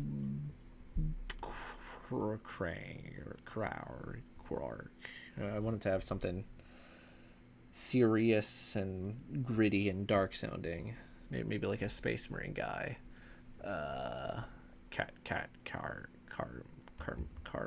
Carmine. Yeah, sure, no. That's a little... Yeah, actually, whatever. Carmine. Bartholomew Carmine. Captain of the guard. He has a potion of bark skin. Gifted from a hermit. Guard captain, you know he's just going to be like gritty and serious. It's his generic sort of personality. Okay, his we'll say well, actually no, because if the guard captain has too good of a reason, so as a matter of fact, he's actually going to be old and fat and depressed and out of shape. Alright, and his nephew has been kidnapped. Oh no. He wants to go out and save him. But we'll say both. But he lacks confidence because he's now we'll say he's got a lame leg. It's been injured. He lacks and like the Baron won't let him leave with the guards because he wants to keep them there to have at least the guards required to keep the town, the walls protected.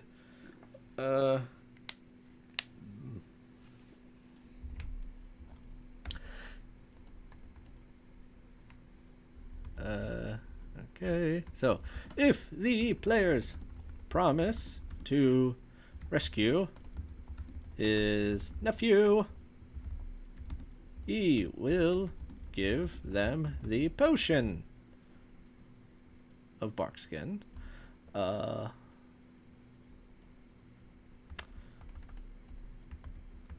Or if the players save his nephew, he will give it to them as a reward, plus just a good amount of his salary. We'll say 50 gold pieces. Okay. Alright, so there's a guard captain. Dungeon. What do we got next? Alright, so now we know we got to put the nephew somewhere. So I'm thinking here, God, I don't even know how I want to run the...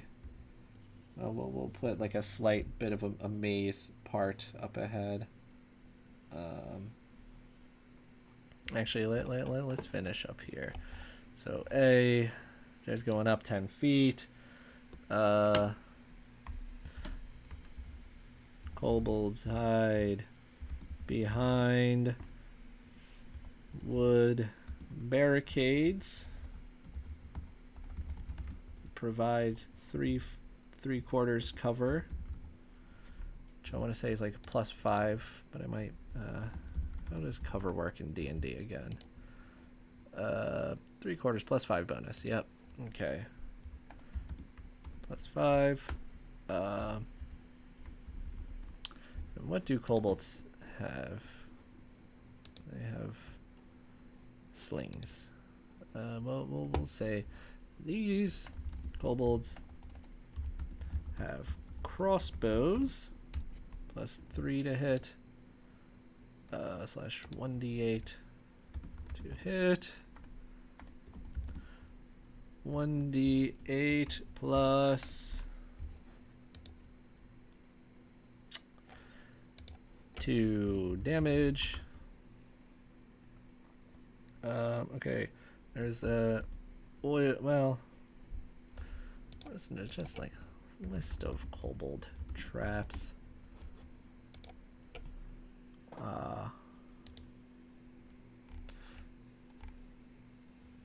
Don't need anything crazy. We'll just say tripwire. Perception. DC 15. So that's the trigger, and then the effect is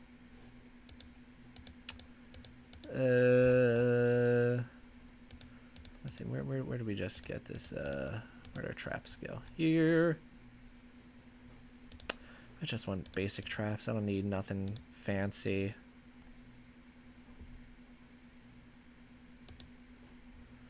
Alright. We'll just say, we'll go classic dwarf fortress. Spiked.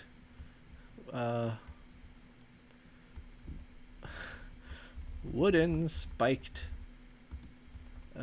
Just like, I guess, like logs with stakes through them drop from the ceiling. Oh no. DC. We'll be a little generous because this is the beginning here. DC 12 dex. Save. We'll say pass perception. So they're pretty much guaranteed to trigger this, but whether or not they save affects, does it affect just the first person walking in, or yeah, we'll just say first person to walk in. Well, we'll say like anyone present can. Okay, so everyone present can contribute to the passive perception. So it's not just the first person who walks in that we're checking their passive perception for, but if you do trigger the trap, it's only those in range that have to save. So we will specify for this. So everyone can give the passive perception check to see if we spot it, but it only affects the first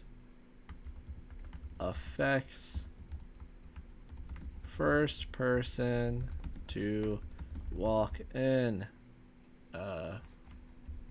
which I guess conceivably it's a 10-foot wide entrance, I think, so you could have two people step in at the same time. So the logs fall from the ceiling. Actually, let's just make it a net falls from the ceiling.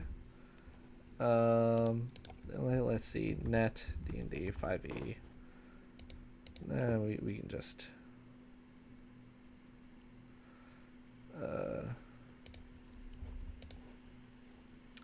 net, insert link, boom, and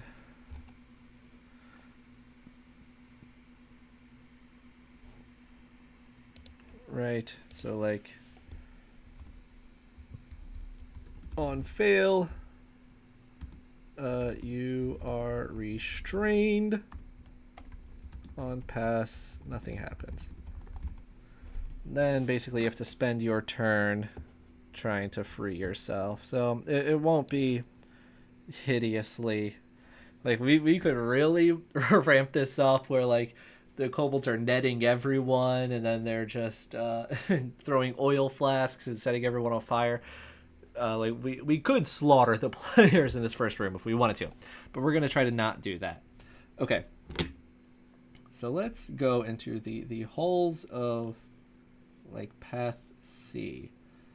So how in God's name do I want to make this kobold pump wagon an interesting? Well, I guess this'll, I guess the pump wagon will be less of an enemy and more of like an occurrence. But like, where in God's name is this coming from, and where is it going? I guess it should make a big loop, I think, is how this should work. Now,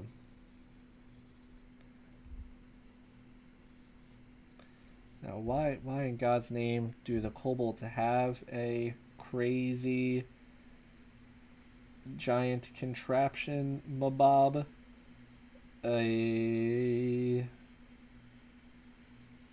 God only knows why. Let's try to think of some reasons. Well, for one, it's just kind of fun, right? Maybe the kobold chieftain just has one of these sitting around because he just thinks it's cool, which is like a good enough reason. Mayhaps it is like a leftover. Well, I highly doubt that would be the case. Wait. Okay, I guess it's maybe like a prototype. I think that could be a good excuse, right? So we got tunnel C. Okay. Nope, not C. We already did C. This is tunnel D. Okay, so tunnel D.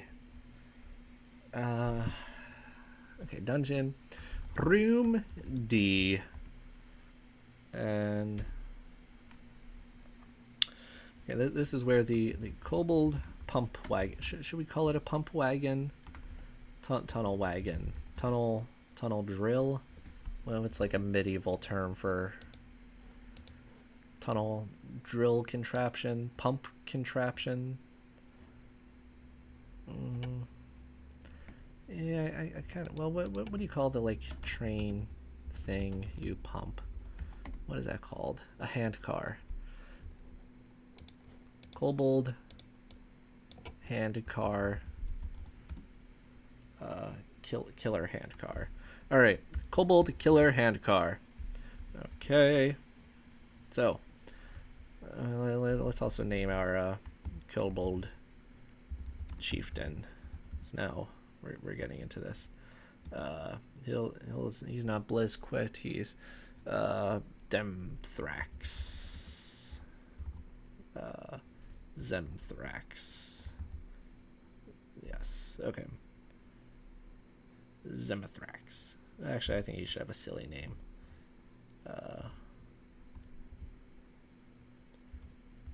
Blingex. Blindex. Blindex. Yeah, sure. Okay. Dex. Why not? Okay. And now I go Dex. Okay. Blindex, the Kobold Chieftain. He is like a carousel. Well, you know what? We're basically making a carousel with this sort of hand car situation because it's gonna be going in circles. So I'm just gonna count that for this. Basically, we're in the middle of working on it, so I think that counts actually. All right, so Blindex, Kobold Chieftain. He's like an inventor, artificer type, something along those lines. Okay, so the Kobold Killer hand car is a 10-foot by 10-foot. We'll just say large contraption. This is a prototype being built by Blindex. Okay, so Blindex, what's his hope with this prototype? He wants to sell it to the BBEG, probably. Maybe not the BBEG. Maybe it's Arc 1 boss. Well, if we want to turn him into the BBEG, we will. Otherwise, we'll just keep him Arc boss. I like if we're doing dog kobolds that they don't worship a giant dragon. They're not draconic. They instead worship a giant dog. Maybe with wings. So slightly. Well, what are dog monsters? Like chimeras? Dog monster D&D. Chimera's definitely not. Hellhound. We could throw in a blink dog. What's a reasonable blink dog? 5e. Can we throw one of those in here? What is there? Oh, 1/4, absolutely. So I guess Hellhound is the difficult one. What are they? 3. Oh yeah. So Hellhound would slaughter us. Blink dog we can throw in here. Okay. So the giant dog with wings. Maybe it's Sif. It's got a giant sword in its mouth. Now we're just doing world building because this giant dog Sif is not going to be present, but we're just going to give him a name because God forbid the players become friends with the kobolds and like they decide to team up and they want to get some more information. So, all right, what is Sif? Is that the dog I want? That's why I do like the aesthetic of just a dog holding a sword in its mouth. I think that's pretty funny. So Sif is based off of a Norse god, it looks like. Oh, from a Disney god. Interesting. Okay. Mythological Norse goddesses. Let's just pick another one. Freya. Well, let's pick one that's slightly Huki. Never heard of this one. Huki and Bill. Oh, all right. Yeah, we'll go with this. Huki and Bill. They are twin dogs. They're full Romulus and Remus style. Well, let's not go sword. Let's go. One has an axe in mouth. The other one is it's got to be a swinging thing, right? So maybe a morning star. Dog with a morning star in mouth. Okay, so these guys I don't plan on them coming up, but Huki and Bill, the twin dog gods that these kobolds worship. So he wants to sell it to Huki and Bill. Basically, he is making this weapon to gain favor with them. So that's why he's built this giant handcart to build these contraptions for their army. Are we still recording here? Oh God, I feel like we probably got a solid like I feel like we're close to the end, but this is definitely going to take a lot longer than I initially thought. This is going to be easily 3 hours, but you know, that's fine. Okay. So, all right. So how does this work? This thing just shows up. Does it just move fast? Well, is it an enemy the players can just kill? I don't even know what to use. Kobold Fight Club. Don't even know. Let's see. Let's maybe a construct of some type. Probably like a high CR construct. Like preferably a large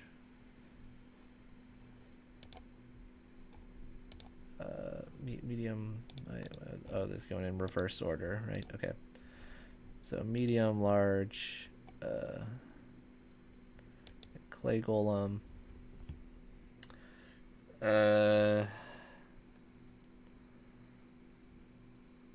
Yeah, I think we'll go Shield Guardian, I think.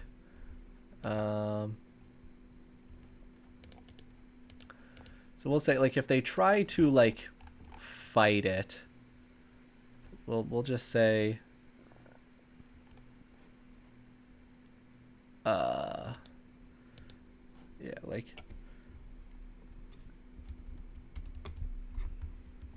stats of Shield Guardian.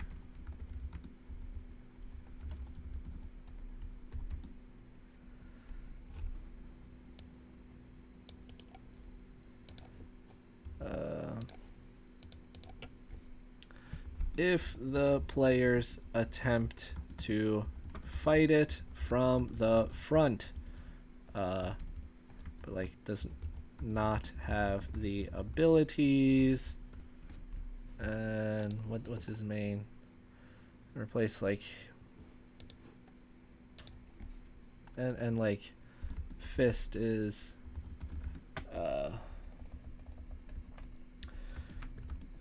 fist is like slam, I guess we'll call it. It's not actually punching. But this thing will otherwise just like just drives continuously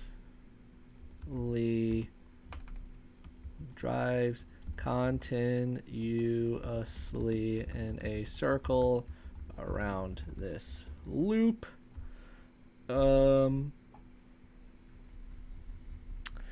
Ability, if it's a slam, okay. Can only move plus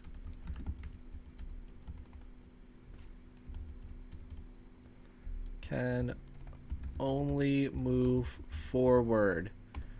So I can't exactly like chase the players down. So how do we actually do this though, play wise? Because it's just like, okay, well, if we just decide that this thing has a speed of 30 and the players have a speed of 30, so is this thing dashing, or like do the players just stay out of its range the whole time? I probably would not handle this. I guess I would certainly try to present to the players the fact that they should try to outrun this thing and not try to fight it.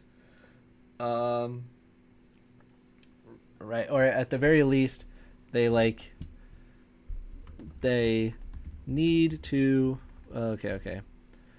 Um, so okay, like if hit from behind, I'm thinking like vastly lower stats, right? Like if hit from behind, like AC 10, and then like we'll just say straight up literal actual Cobalt stats. So it's extraordinarily easy to destroy from behind. And then let's just get a picture of the labyrinth cleaners, just so that people have an idea as to what I'm talking about, what this thing is.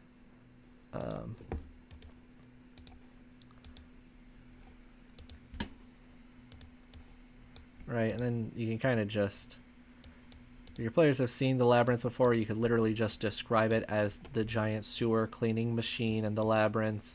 Or if you just want to try to describe this image, obviously from the front, they only see this like large contraption, right? The front is covered in blades and spikes. It fills is covered. The front is a solid dome of steel. It is covered in blades and spikes and weapons. Right. And it violently whirs and like rumbles as it approaches. As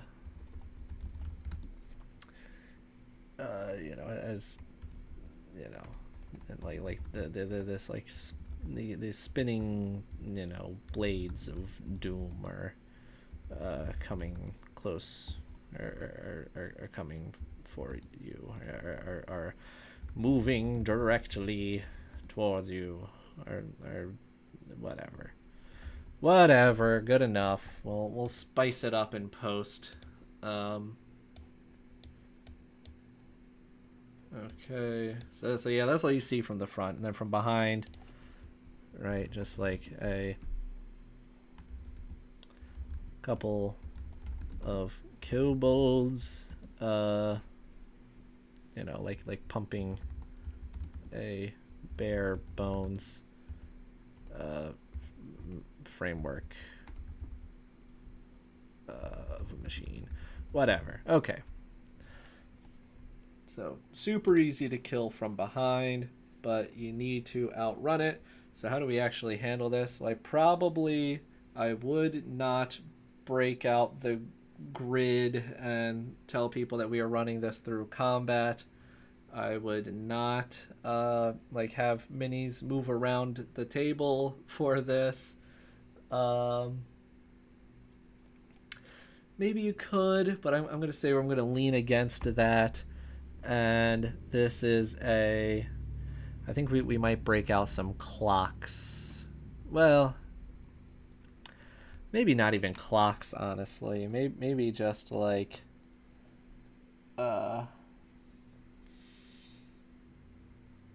yeah, maybe clocks. Right. Okay. Well, yeah. We'll say right. Okay. So we'll say okay.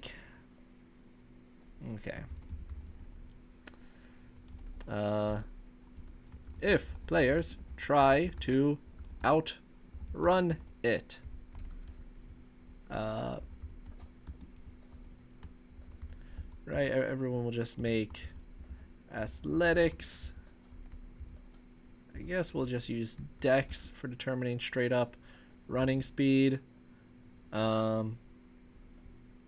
Then for anything that you think would help, like if they have higher than, right, for like each like right, if they have like for each like 5 foot of speed above 30 or like 5 feet under, they get +2 / -2 for the check. So it'll be versus. So if you think that someone would have an active reason as to why they would be good at moving out this, or if like there's a rogue who has the ability to use their bonus action to dash or anything like that, that might confer an additional +2.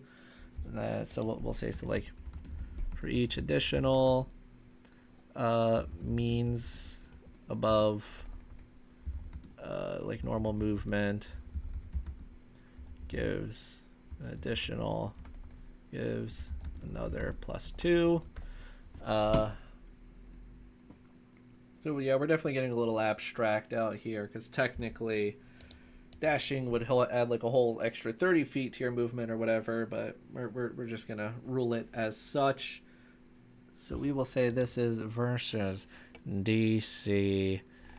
Well, I definitely don't think that should do 2d6 + 4 damage, because that will just start slaughtering people.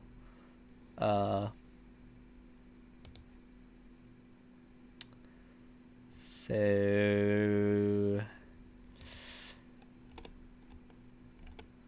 well, we'll just say versus DC 15. Yeah, we'll say versus DC 12 on fail. Everyone. Well, I guess. All right.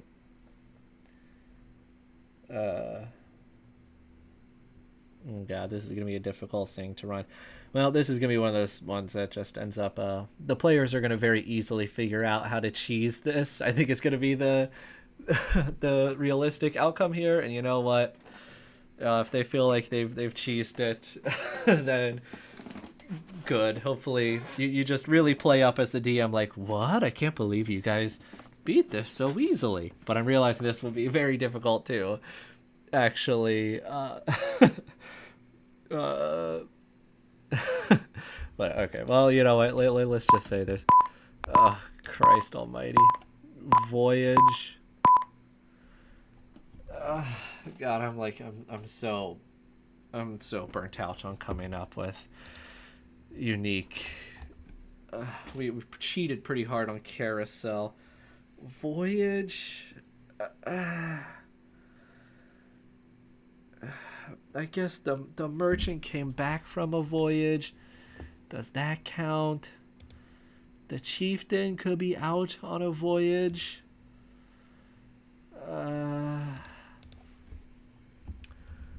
Voyage. I feel like that kind of, that implies going out to sea, having a boat.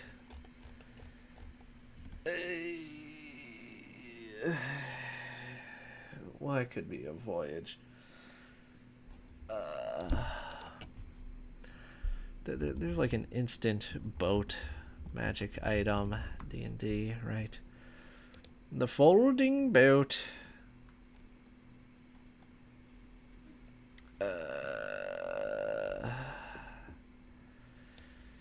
Yeah, okay. Where do I want to? I feel like it might be a cheat to just throw in a folding boat somewhere, but I honestly have no idea how else. You know what? Just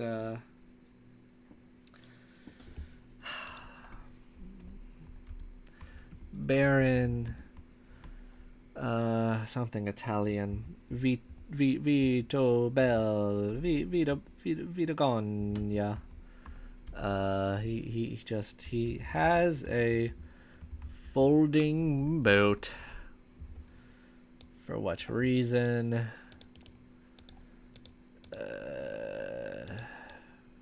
Actually, okay. No. Wait. We can bring this back around.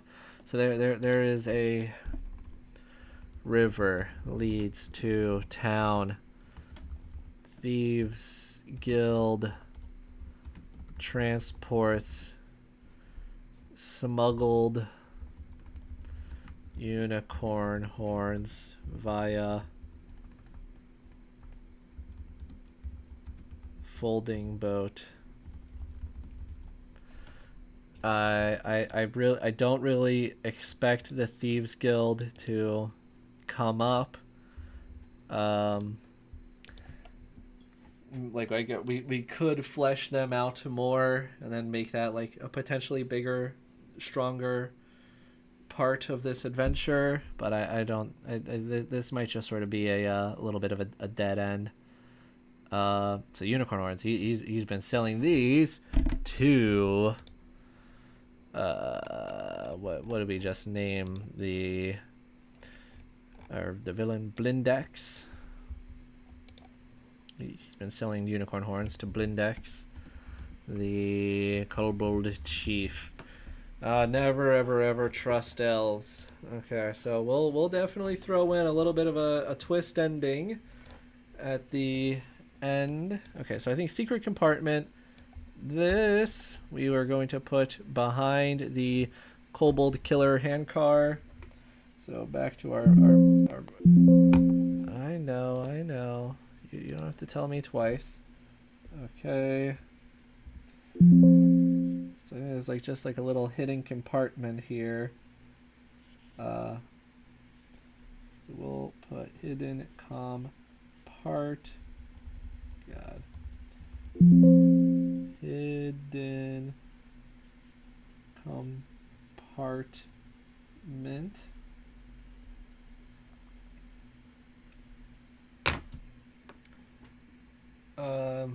Okay.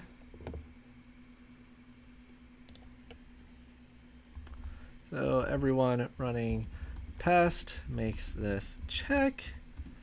On fail, say like 1d8 plus 1 slashing. This is very much so loosey-goosey, though. If the players are struggling, you can tone it down. If you think they should really be punished for this, you can crank it up. But what if they don't run past? What if they just stay in the hallway? And then, well, I guess we should sort of like figure 8 this loop, maybe, so that the let's sort of like figure 8 this loop.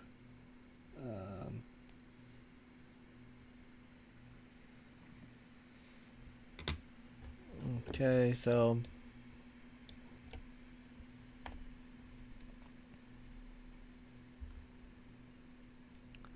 okay, so all right, so let's also say the players try to split up. So this will specifically, all right, we'll try to chase down we'll try to chase down the closest player.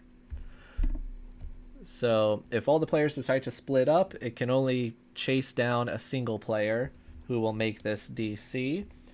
If all the players decide to run together, they will all make this DC.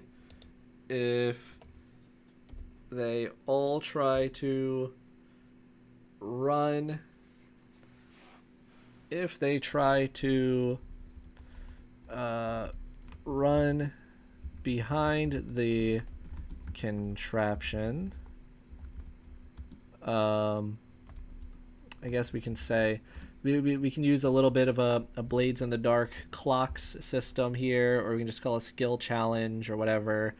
They need to we'll say the team needs 4 successes to get behind it, and then otherwise take damage for each fail. But there's not really any reason why one person couldn't just be waiting behind a corner and then just sort of wait for it to pass by and then jump out. Like, I guess there'll always guaranteed be like one person that is trying to chase down. They could try to just like run out of the dungeon or whatever, run back into one of the previous rooms, but then that doesn't really that just sort of results in a stalemate, I think. But yeah, you could just have like one person wait around a corner and then just let it pass and then just pop out from behind it and then attack it.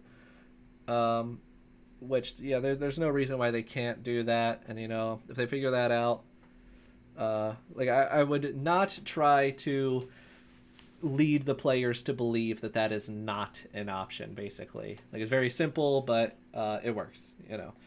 And who knows? Maybe the players like don't even think about it. And they're like, "Hey guys, we all need to run through together." And then you could do some interesting stuff with this, right? Since we've now probably split them up in this sort of little tunnel loop dungeon part. Maybe they, like you could have additional kobolds fighting them now that they're split up. You could add additional traps and stuff. But again, at level 1, everyone's just so incredibly squishy. I feel like if we add any levels of complexity, people are going to start quickly dying instantly. So we'll be very generous and go light on the players and not just slaughter them with a million kobold traps. But this hidden component section will be like in these tunnels. In the wall of the tunnels there's a vent, and this okay, there is a vent.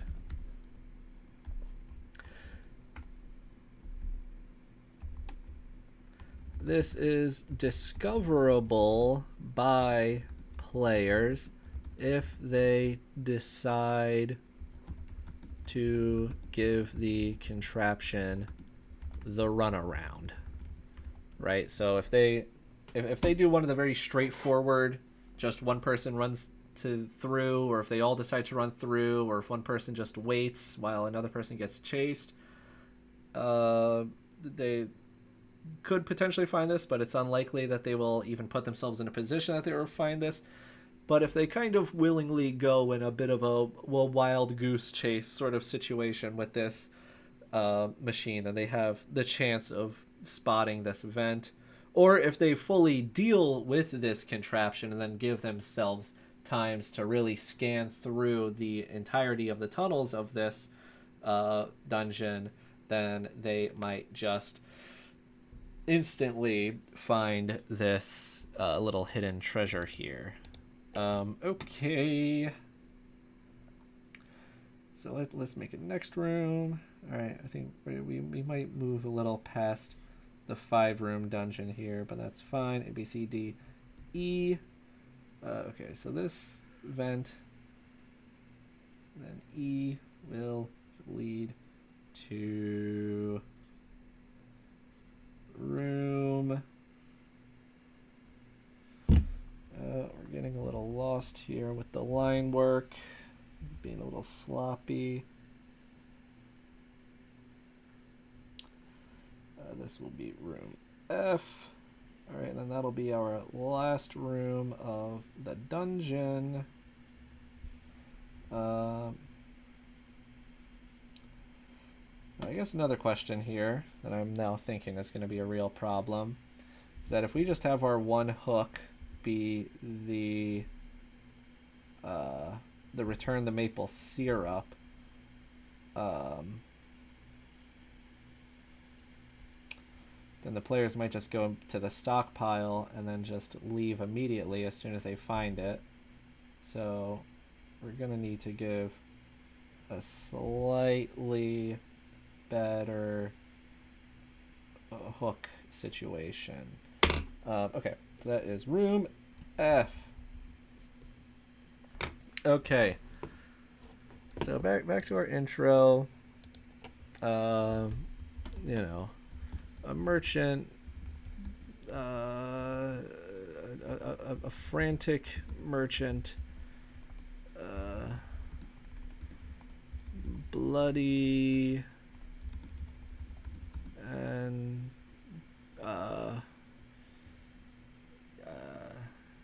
I don't know, dirty. That just Looks like he just ran, I don't know, covered in scratches and whatever. Scratches and dirt, whatever. Good enough. You look like a brave. Alright, let's get a little less. Well, we'll get to the cheese, but alright, a little more generic. Right, well, I guess does he go to the players or does he exclaim to the tavern?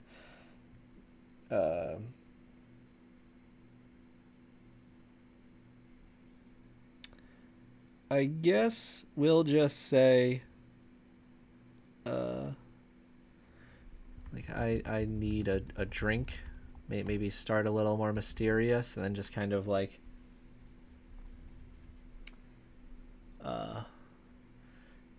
kind of just hope that the players ask about this guy. It's like, so why are you all messed up? And then if they don't say that, then right, he looks around the bar, or like looks around the common room, the tavern. His eyes widen. His eyes peak. His interest is clearly piqued when his eyes like scan over to you guys, and he walks up to you and says, "Why, you look like a brave bunch of adventurers.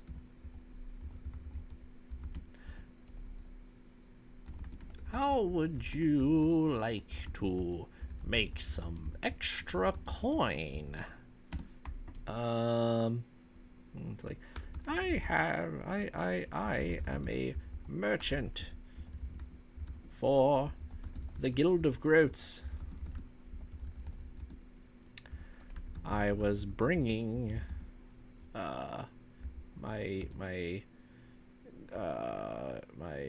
wagon full of syrup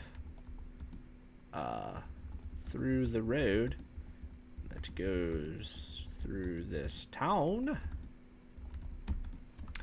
when I was ambushed by a band of disgusting kobolds.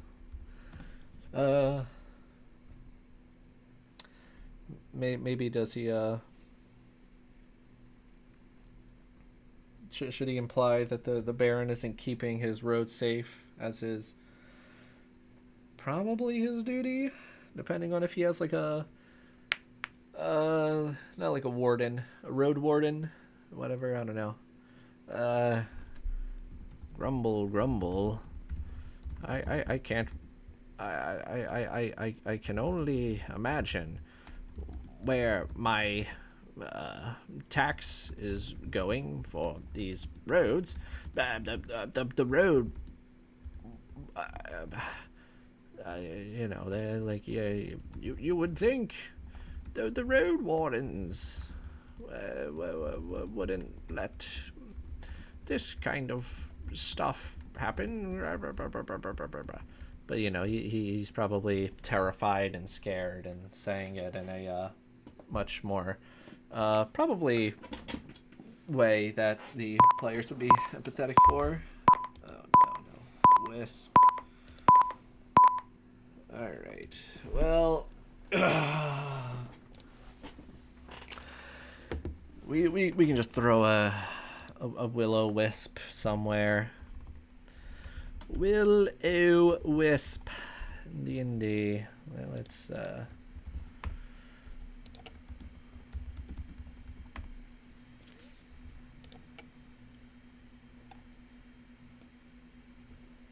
chaotic evil. Interesting.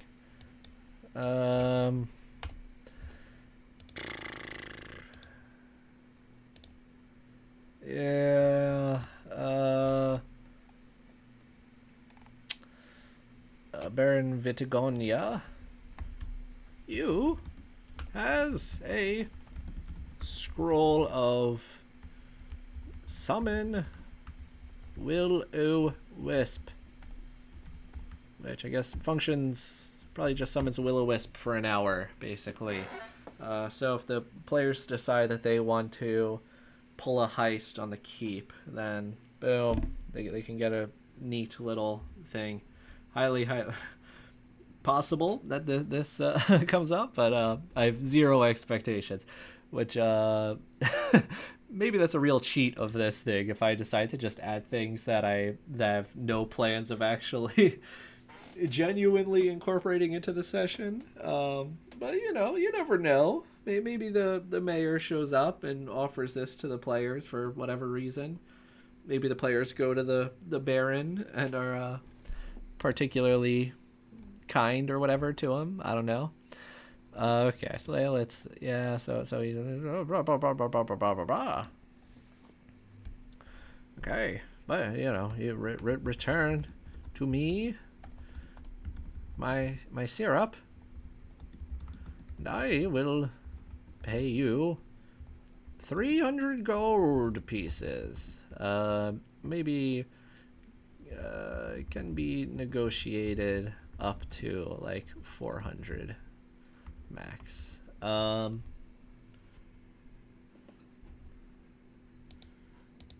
Okay.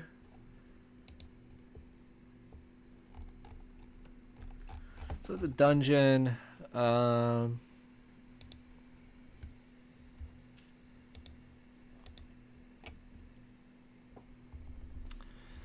right, so the entrance, what actually is the dungeon? Like, well, okay, I guess also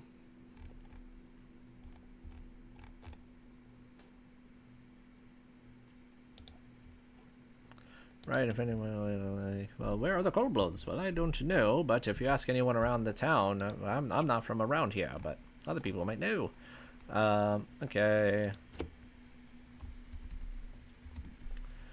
So the townsfolk know the lair of the kobolds is in the ruins of the forest. So could we come up with a good forest name? The forest of, well, should it be a good forest or a bad forest? What's well, we'll just say the forest. Okay, so there, this is sort of like, I guess now we know it's a spaceship, but it's been like overgrown through years. So it's kind of just like gates, 10 foot by 10 foot that lead into the side of a hill, and then the rest of the dungeon is done. They're like, well, there's an overturned cart outside that has been ransacked. Like the gate is like, you know, it is a wood gate that appears to have been fixed many times. It is covered in overgrowth. Okay. And the dungeon itself, well, God, now we know it's ancient, both like ancient Triton and a spaceship. So we'll say like the walls of the dungeon are like covered in millennia of grime and filth, adding up to about an inch of material. but if scraped away, it is revealed that the dungeon walls and floor are made of a smooth, what is in Minecraft, the green stone in Minecraft, what is that called? The prismarine, malachite.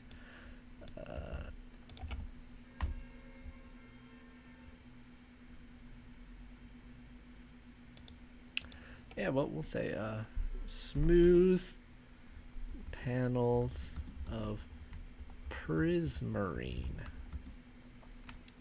You know, a history or arcana.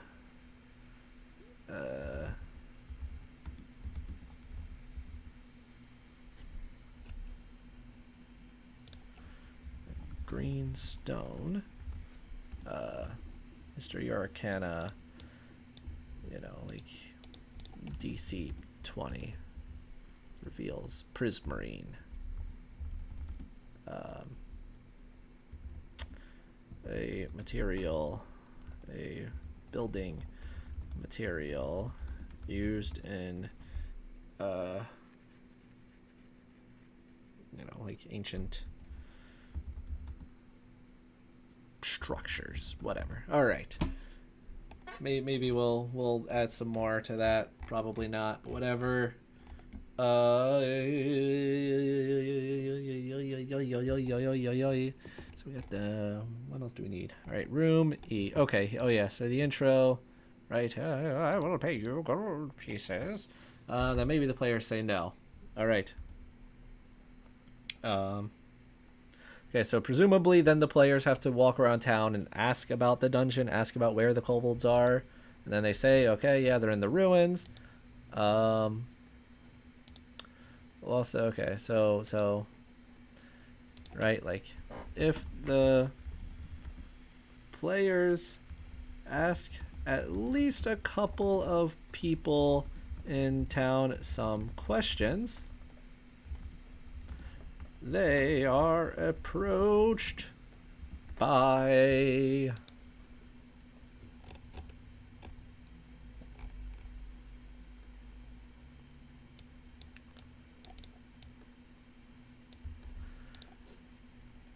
Bartholomew Carmine, the captain of the guard, and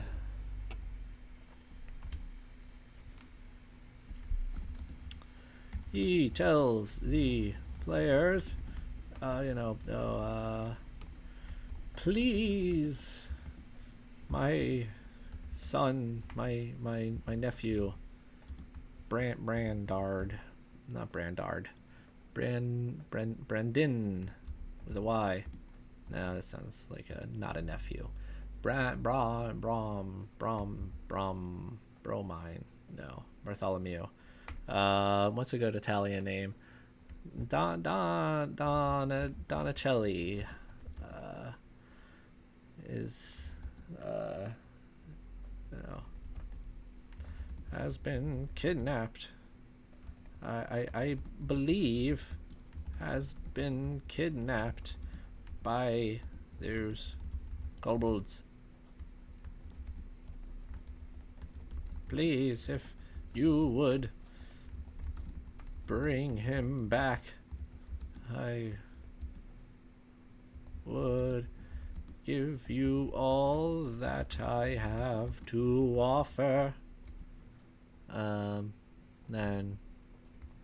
But anyway, but also, here's this potion, which hopefully it can help you. All right, and then he gives the bark skin potion. So boom, now the players have a second hook. Okay. So should there be anything that happens on the way to the dungeon? Could be. I'm not gonna Well, like, should they run into a kobold outside the night? Well, we'll say no. We'll keep it. Like, if you want to, you can add something. We'll just say it's just a straight up dungeon, though. All right, we're getting close to the end here. All right, so we got B, C, D. Okay. Room E. All right. This is one of my problems with dungeon designing. Is, well, I don't know if this is necessarily a problem, but I definitely start to taper off towards the end with how much detail and stuff that I add to these sessions, which, to be fair, most of the time we spend most of the session at the beginning, and then, especially if it's a campaign, there's a good chance you just might not even get to the ending of your session. There's a good chance, you just get through a room or two. So, and also by the time you get to the end, it's so entirely possible that many of factors may have totally influenced and changed what you would have liked to have, or what you had initially planned with the ending. Because again, God forbid, all the players just become friends with the kobolds and decide to attack the town or whatever, right? Like, you can't really, there's a good chance you never even get into the final climax with this big boss kobold. But I digress. Okay, so let's also talk about this vent a little more that we added. Secret compartment, that is in here.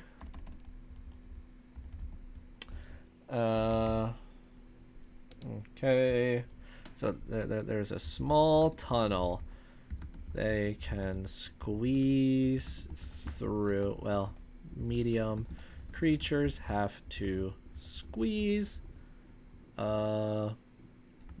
If they crawl through, we'll just throw a dart trap. Boom. DC 12. We'll say pressure plate.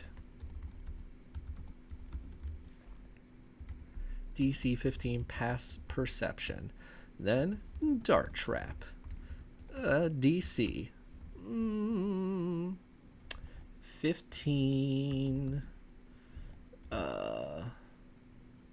Con. On fail, they take, well, yeah, we'll say DC 15. Dex save. On fail, 1d10 poison damage. Boom. Just throwing another trap in there in case they try to go through this small tunnel to skip to leads to room F. Okay, room E.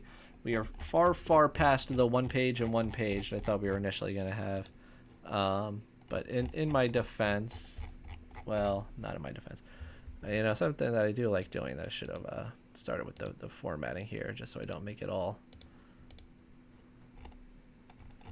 Well, should I keep it I should have done this to start it. I do. All right, well, I'm just going to keep it not double-sided, but I should have done that. Whatever. Okay. So dungeon. We go through. All right, so room E. All right, so room E, we will have the Donicelli. He's in a cage. Bam. Add that to the map. Donicelli is in a cage. He's a 14-year-old boy. Has been eating nothing but rats for the past week. Okay. What else is in this room? Just more kobolds. Let's try to think of something spicy here. I feel like they should. Where was that list with that? Is this just 5e, or did they? Kobold Inventor. Interesting. I didn't realize that they actually made that. But perhaps that is what we will make.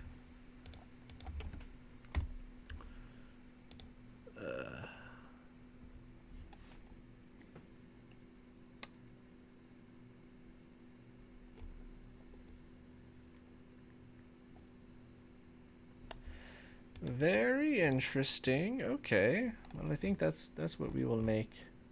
Blindex. He might not be much of a boss fight, because with 13 hit points, he could just get killed in a single attack. That's fine if that ends up happening. Zephyr. I know that's related to wind. I have no idea. Greek god of the west, a gentle breeze. Oh god, alright, let's just wrap this up. Zephyr. Jesus Christ, why do they gotta do me like this? Zephyr. How can I incorporate wind? What are the methods? So like a wind method, maybe? What's that guy? Smoke? What are the types of methods?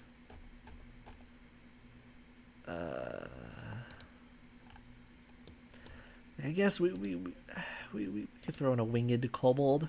There's just not a lot of room for us to make use of a proper winged kobold. Oh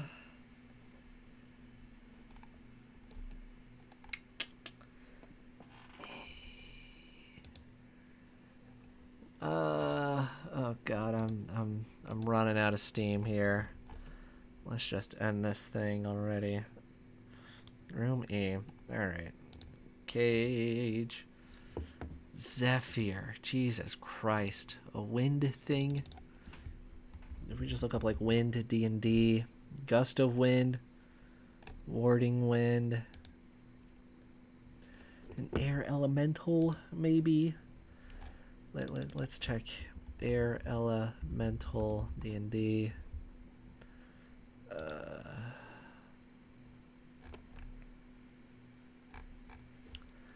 They only got that. Do they not got like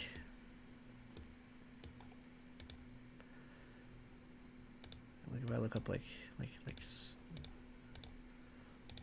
does this have a small air elemental? There we go. Yeah, let's find small air elemental.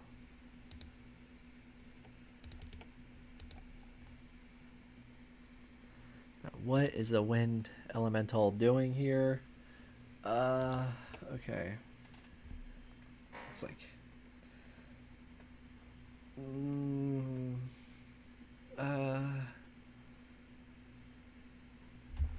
okay. Blindex. What do we do with the air elemental?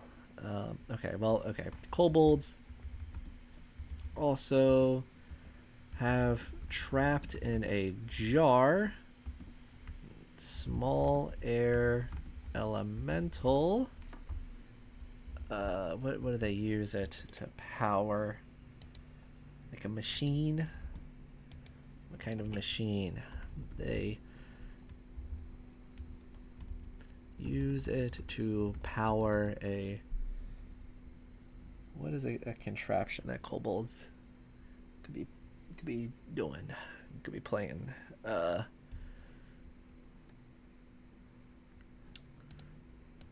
Like it's a steam engine, kobold machine. What is a machine that they could be using? Like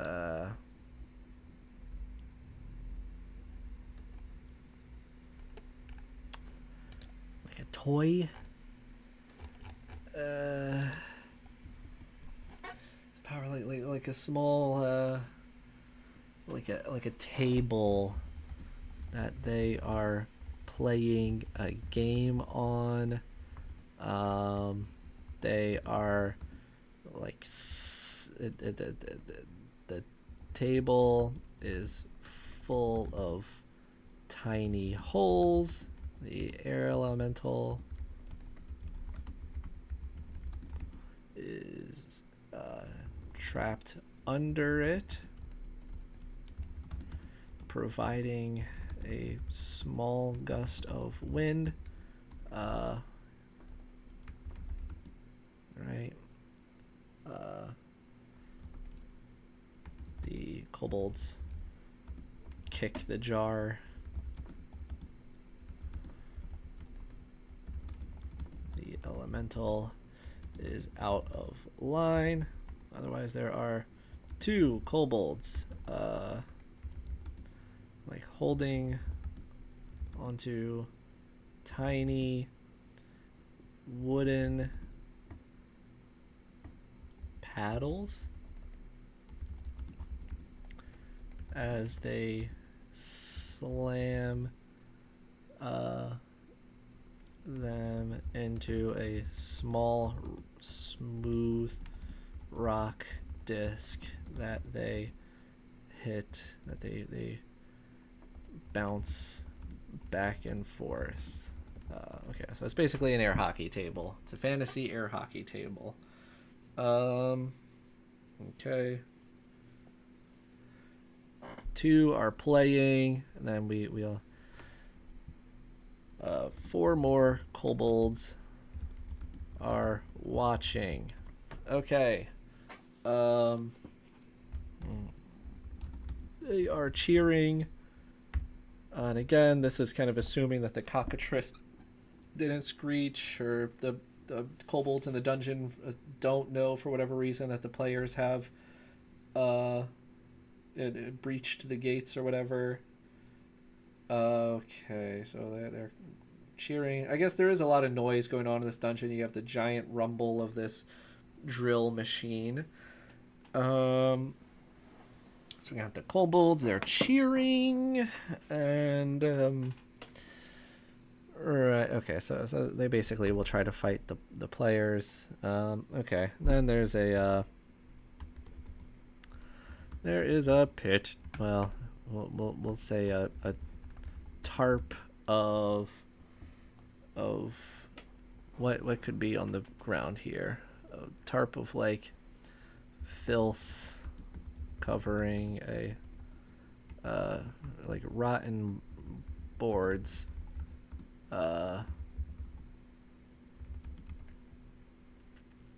Right, rotten boards. So we'll say this one will be relatively easy.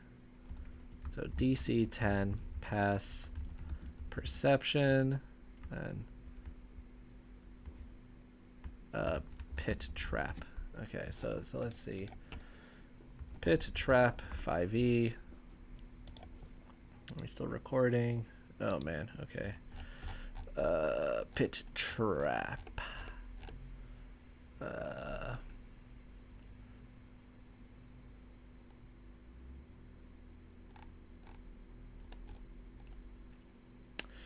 Should we put spikes in the bottom? 20-foot fall D&D.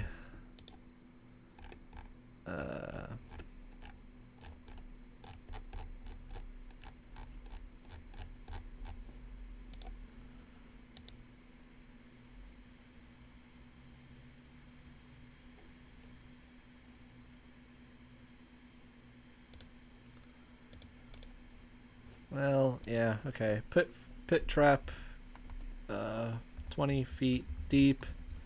So we'll say it's like, if you don't spot it, and once it's triggered, we'll say DC 15 dex.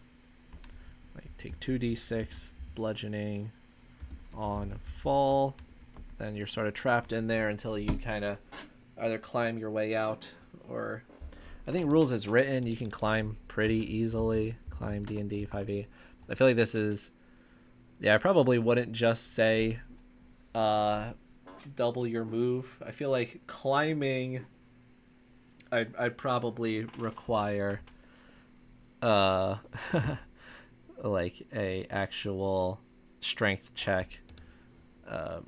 Maybe like if you have no rope, probably like DC 12 athletics to climb out, we'll say. Okay.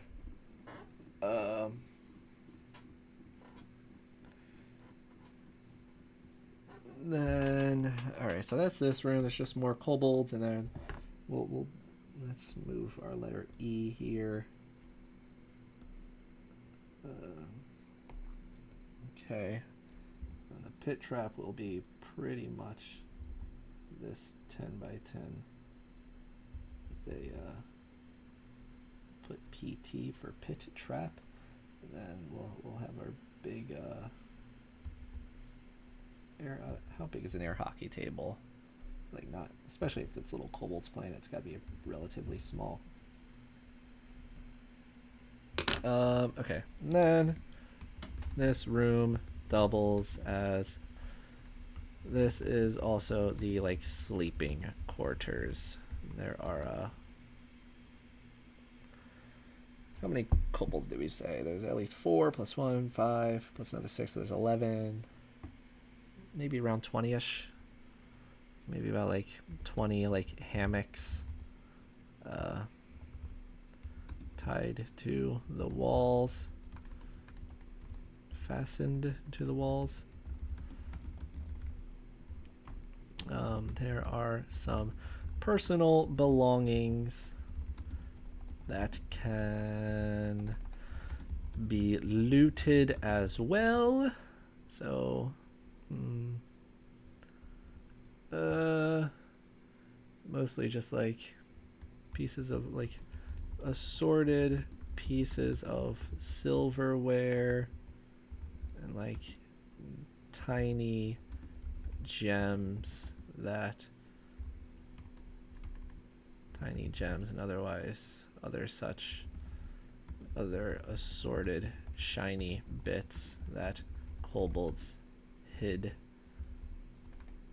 in their stashes. So maybe we say this is like a DC, like, I don't know. Well, whatever. If they search, they find it. If they don't search, they probably don't find it.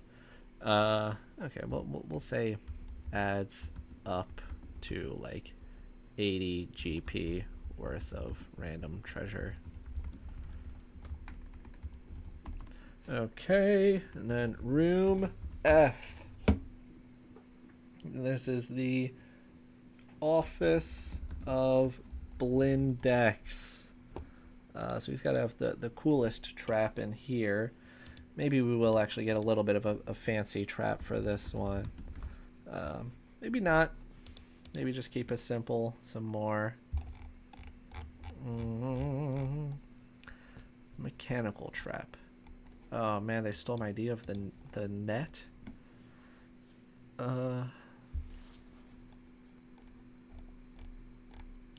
Spiked pit, poison needle.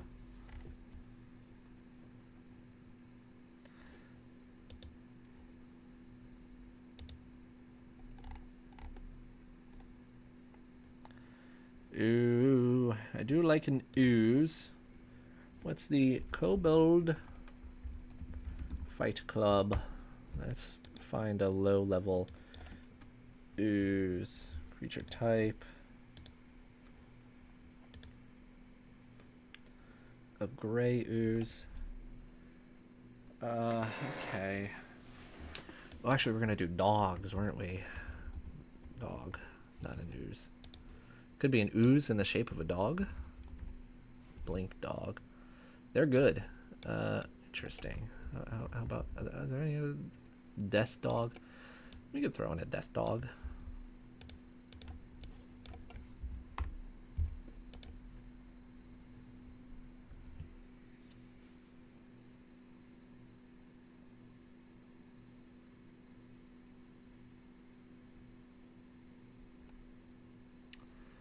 Interesting.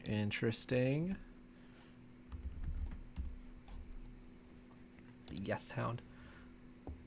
All right. So well, let's put this encounter together. Let's see how absurdly OP we're about to make this fight.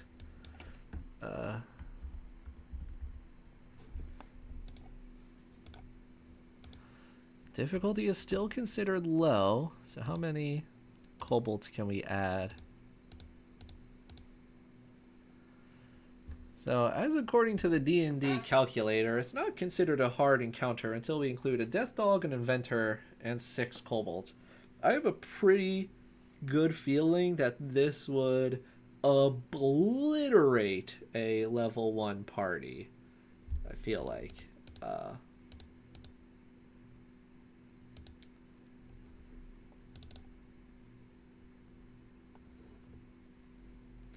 So I think we'll just do the Death Dog, the Kobold, Office of Blindex. So Blindex is a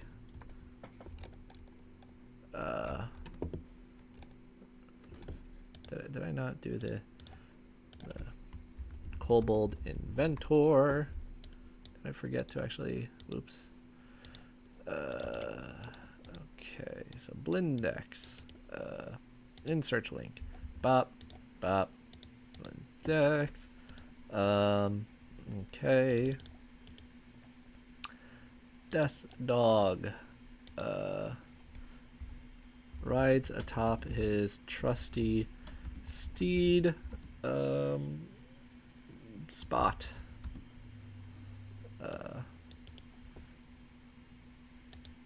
Insert.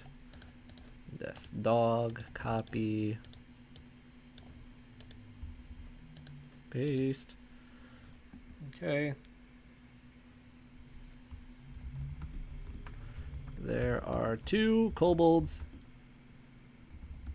that okay, so Office of Blindex. So he is what should he just be? All right. Yeah. Okay. So he is at a desk, speaks Draconic, like over to 2 other kobolds. No,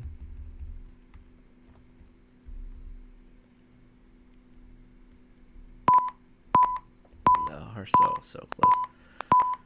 Archipelago. That's just.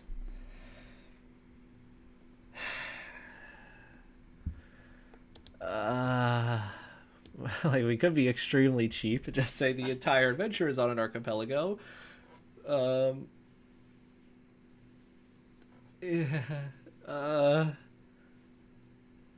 Maybe this was why you gotta do this to me. Just archipelago. The whole adventure could be on one. These merfolk could be from an archipelago. All right. The dog's name is archipelago. Could do that. No, I can't do that. Archipelago. I'm stumped. I can't think of any good way to incorporate archipelago. Oh god, what do I want to say here? Okay. Again.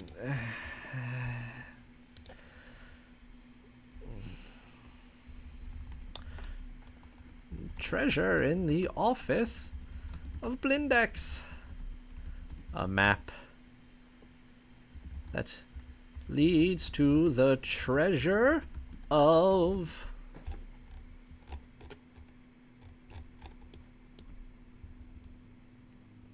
Marandrios.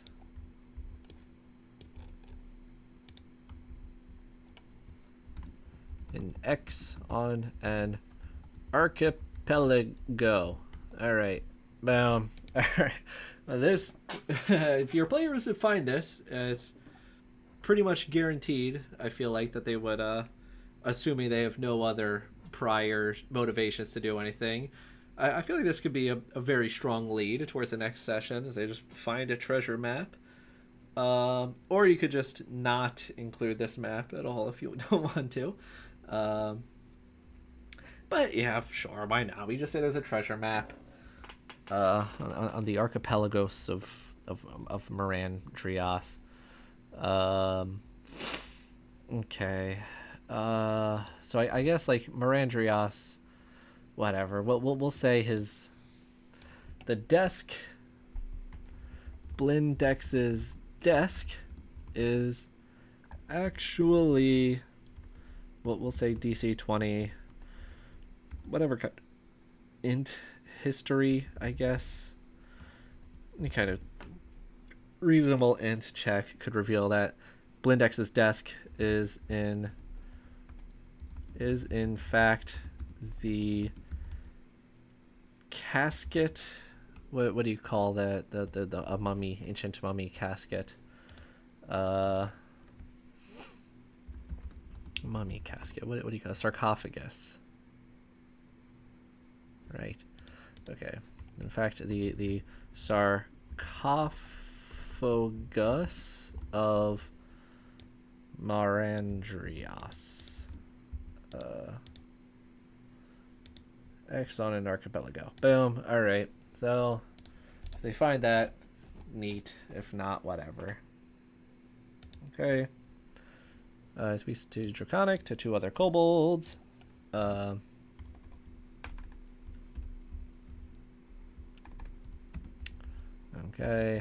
They are talking about money and business.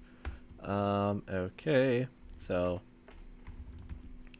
is 2-headed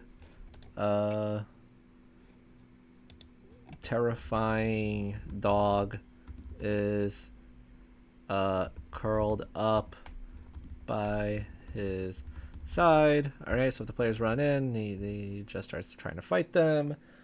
Then we'll just say like 2 more. We'll say 1d4 minus 1 kobolds arrive every. Well, let's say 1d3 minus 1 new kobolds arrive at the top of initiative until Blindex is defeated. They crawl in through the vent or walk from the last room. They kind of just spontaneously come to be. Okay, what did we land on? D&D traps. Your favorite traps. The bear trap. That's funny. Bear trap. Zombie barrel. Good.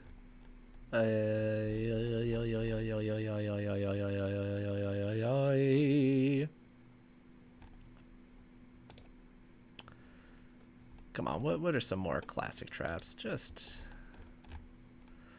give me something good. Acidic slime. Yeah, okay. We'll say, what's the trap? Triggers for traps. D&D. False section of floor. We already did that. Could we just do another tripwire?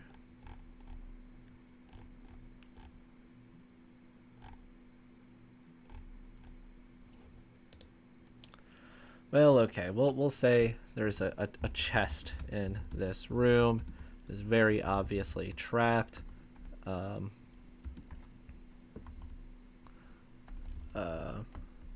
Right. So we'll say notice the lock is trapped. I guess this one, it'd be hard to not give people the chance to roll, but we'll just assume. All right, so perception DC. 15 triggered a like this is probably going to be the absolute last thing that people potentially take damage from, so I feel like this you can probably get away. Oh, it would be very funny to have a giant boulder chase people back through the dungeon, but it just did not.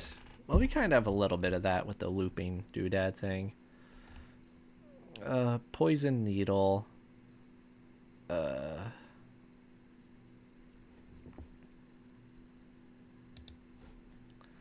Okay. DC 15 dex or 2d10 poison damage.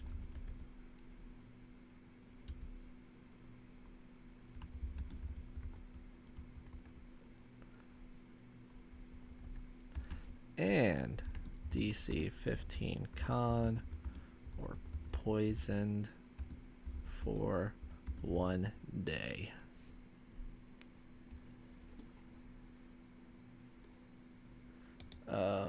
Okay, so you only make this if they fail that dex check.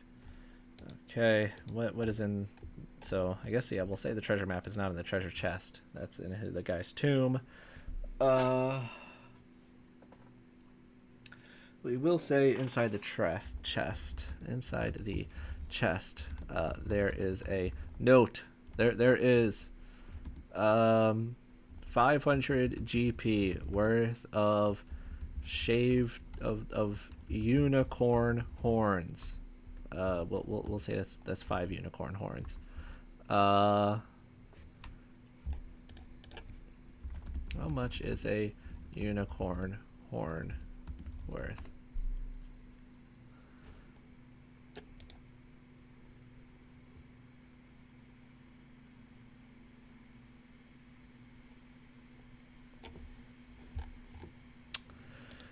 Okay, we'll say they're 1,000 gold. Well, let's say there's 3 unicorn horns worth, let's say 2,000 gold each. Let's say there's 6,000 gold pieces worth of unicorn horns, which I know is probably a pretty insane number of gold to give to players, but screw it. It's fun. You give them a lot of gold, and gold is so incredibly easy to take away from your players.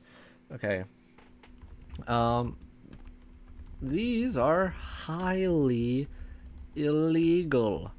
If they are found, they will be, like, if they are found hiding these, they will be charged and arrested for 10 years in jail. Right, if they are returned to the mayor. What do we say the mayor have?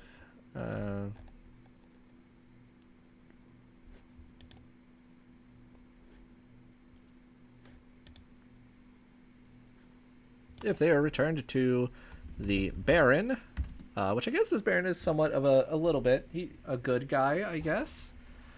It's D&D. We can make up fantasy stuff. We can make believe that people in power have the capability of being good. So if they're returned to the Baron, the players earn a great deal of trust from him. We'll say they are named Thanes of the town, and he of Jamstone, not Jamestown, Jamstone. They are crowned at the Raspberry Festival. which is occurring the next day, and he gives them the scroll of summon Will-O-Wisp. Which, you know what? Let's add to the scroll of Will-O-Wisp. Has the additional property, summon for 1 hour. Has the additional property of leading the players in a helpful direction. So if the players are ever truly stuck in any kind of situation, they can just summon this Will-O-Wisp, and it can either fight for the players, or they can use it and it will they can either summon it and it'll fight, or they can just like use it as like the glowing yellow marker in a AAA game to point you in the right direction of the next quest or whatever, where you're supposed to go to complete this quest. Okay, that's great.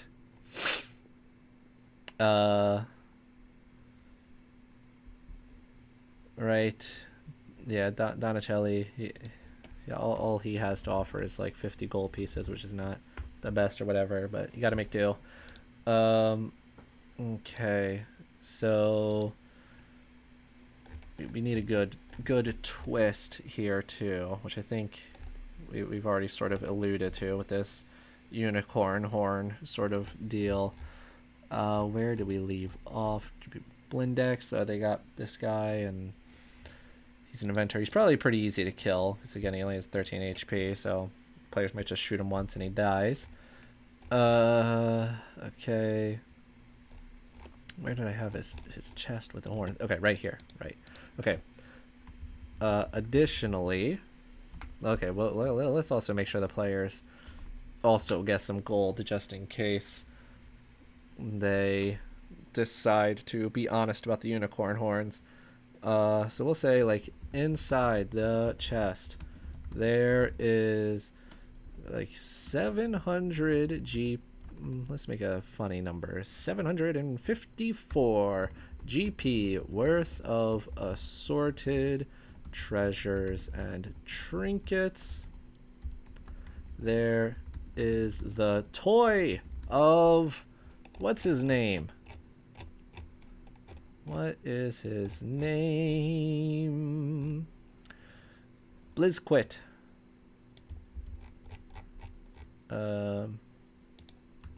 Blizzquit. Uncommon magic item.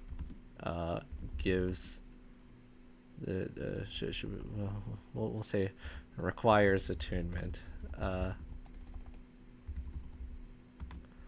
Uncommon magic item gives +2 to the first saving throw that PC that the user makes at the start of each day. Okay.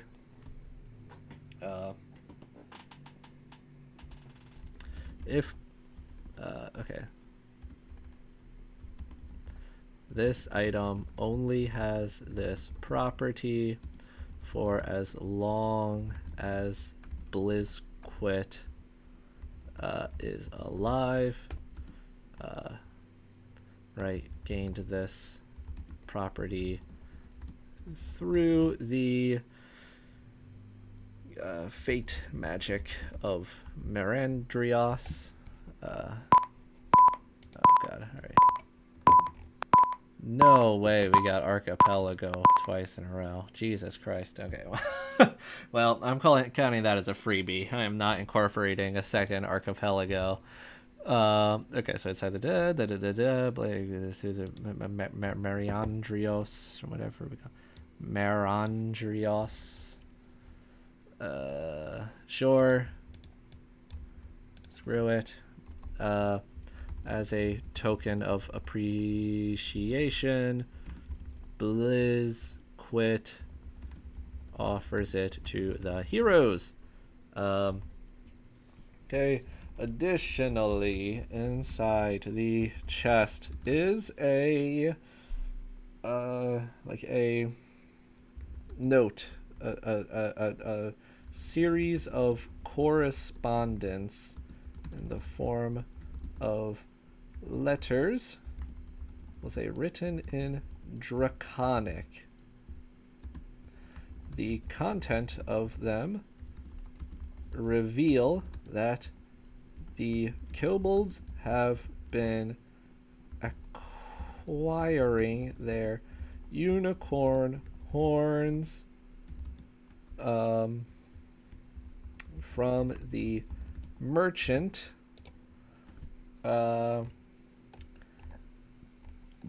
Lysarios, the supernumerate.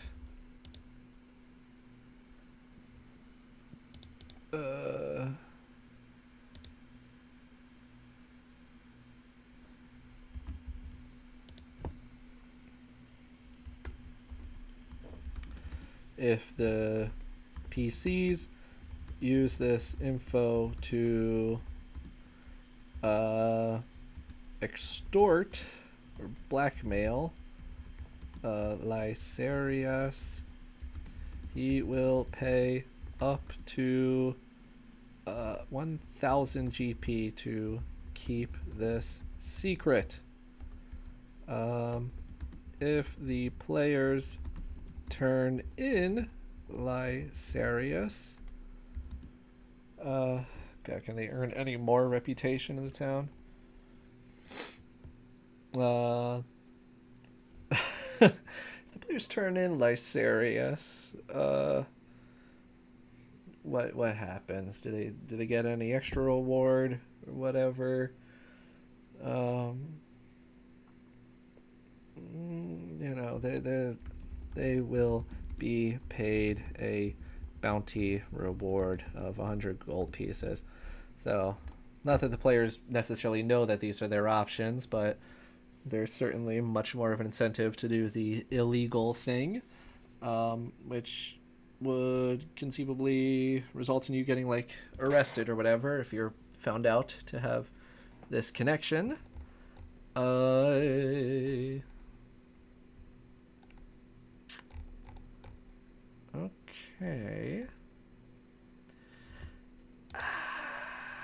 Okay, so intro. Let's really finish this intro. All right. So, hear you now, a story of good against evil.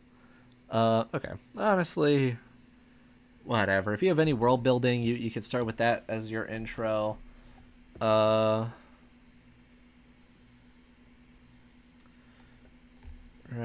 Like, I feel like this is probably good enough. This definitely ended up being, well, way past the 3-hour mark, almost 4 hours. You know what? Let's save this image really quick. Oh my God! Shut up, Adobe. I get it. Adobe really is the most classist organization that exists out there. They really complain if you're not just giving them money, hand over foot. Is that the saying? Hand over whatever. So where did we just save this to? Open. I know I just vid pics. So I just save this to. Okay, well, we'll just dungeon. We'll create a sub tab. Then we'll just throw that in here.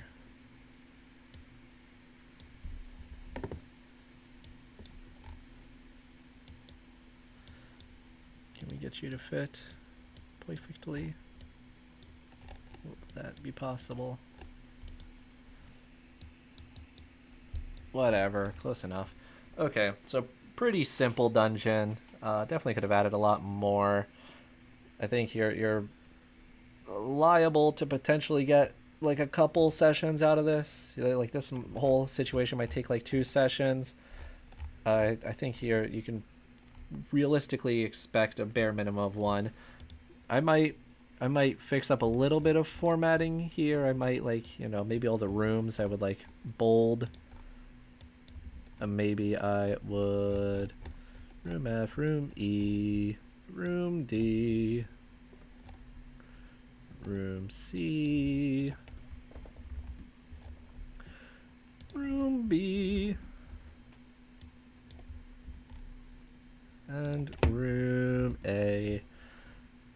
Maybe these names I would underline as well.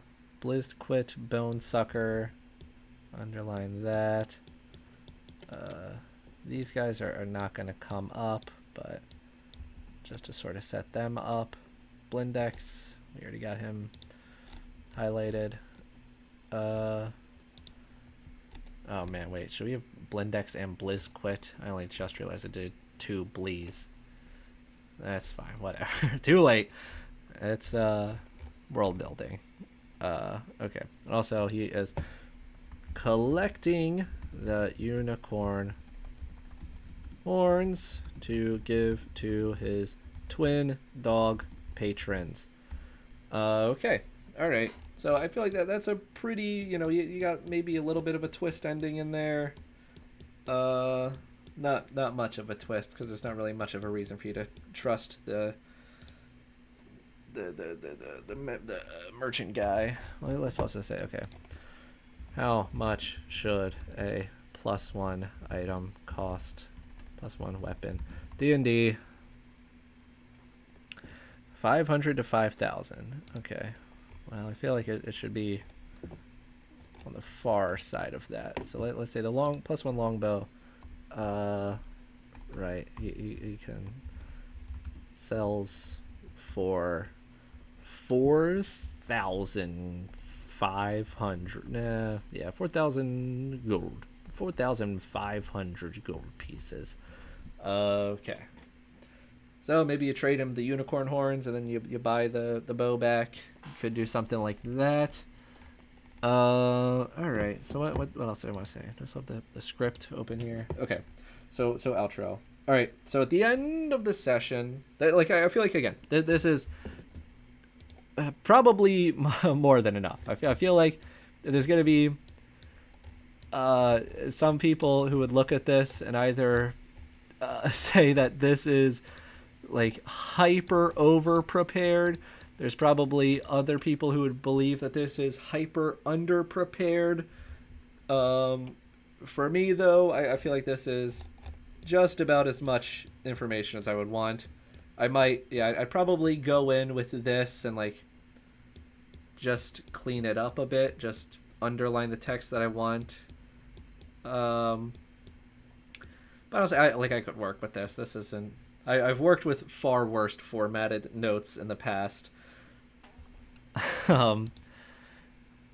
So, but what I would say, like, congratulations. We are assuming that you've gotten through the end of this. The kobolds have teamed up with the players, and they've slaughtered every single person in the town. Probably, if I know D&D at all, that's what's going to happen.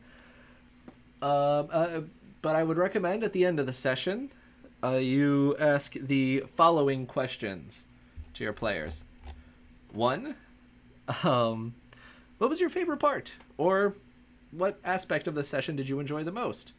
And then you can, like, this feedback is going to be vitally important. I wish that I had more time to do feedback for my own personal sessions, but I consistently push it to the limit every single time and wait until there's I use every single minute that I have to DM, and I'm DMing until people are running out the door to catch the last train.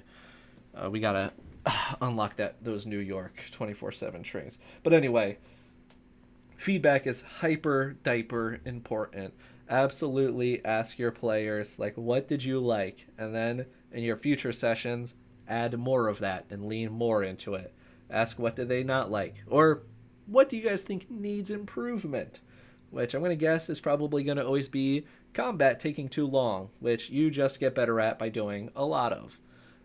Or, maybe there's some other things that people think needs improvement. And in which case, listen to them and then try to improve. And finally, ask what they want to do for the next session. Now, if they end up finding this treasure map, there's a good chance they're going to want to pursue that. Otherwise, I would ask, do you guys want to stay in this town, or do you want to go to the next town?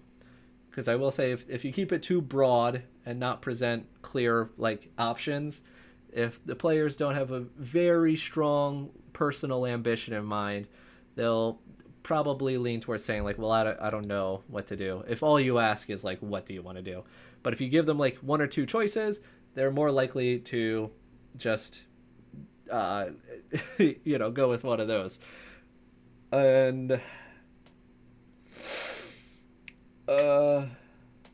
if they want to go to a new town, then basically just run back this process, create a whole new town, create a new dungeon, and now they have all this potential help from this past town if they want to go back here ever, or if they want to never go back here, they can do that as well.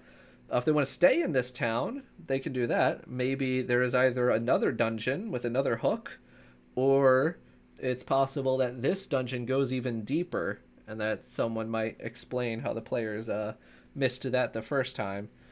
But okay, yeah, hopefully I highly doubt anyone is gonna watch a full 3 hours and 50 minutes of this, but here exists an example of me prepping a session for D&D. I guess I should also note, future sessions only get easier and easier to write when you have more and more hooks that you can play off of and ideas from previous sessions. And obviously, if you don't have to write a whole new town, that certainly helps a lot too. So yeah, they only get easier and shorter to write. The first session always takes the most amount of time. But yeah, you definitely don't need a full world or anything like that. You can just make, like, if players are worried, like, well, what if my players ask what happened 800 years ago on this very date? What do I say? You either just have to make something up if you can think of something good. If you can't think of anything good, then just make up a reason why this PC in particular is not going to tell the players that. Like, he might just not know, or he might just not like the players. Give him amnesia. Just give everyone amnesia. That's the best way to do this. No. But yeah, I think this could be a good session. Give it a try. It's not that hard. Yeah, I think maybe next time I'll do a quick, I think I want to try speed running a vampire session. I will say 3 hours and 50 minutes, not the fastest session creation, but I think a relatively realistic amount of time to expect for a session creation to take. I also want to say, last note on the Dawn of Worlds video. Oh god, I just rewatched it. I greatly regret putting a lot of blame on my players. I certainly wish that I accepted the blame myself upon rewatching it, because the point of the video is to express the things that I personally could have like done different, and the things that fall on as the DM's responsibility in that situation. Yeah, no, I was bitter, and the wounds were still fresh. But no, I take all of that back for as much as that counts for. But it exists. It's out there.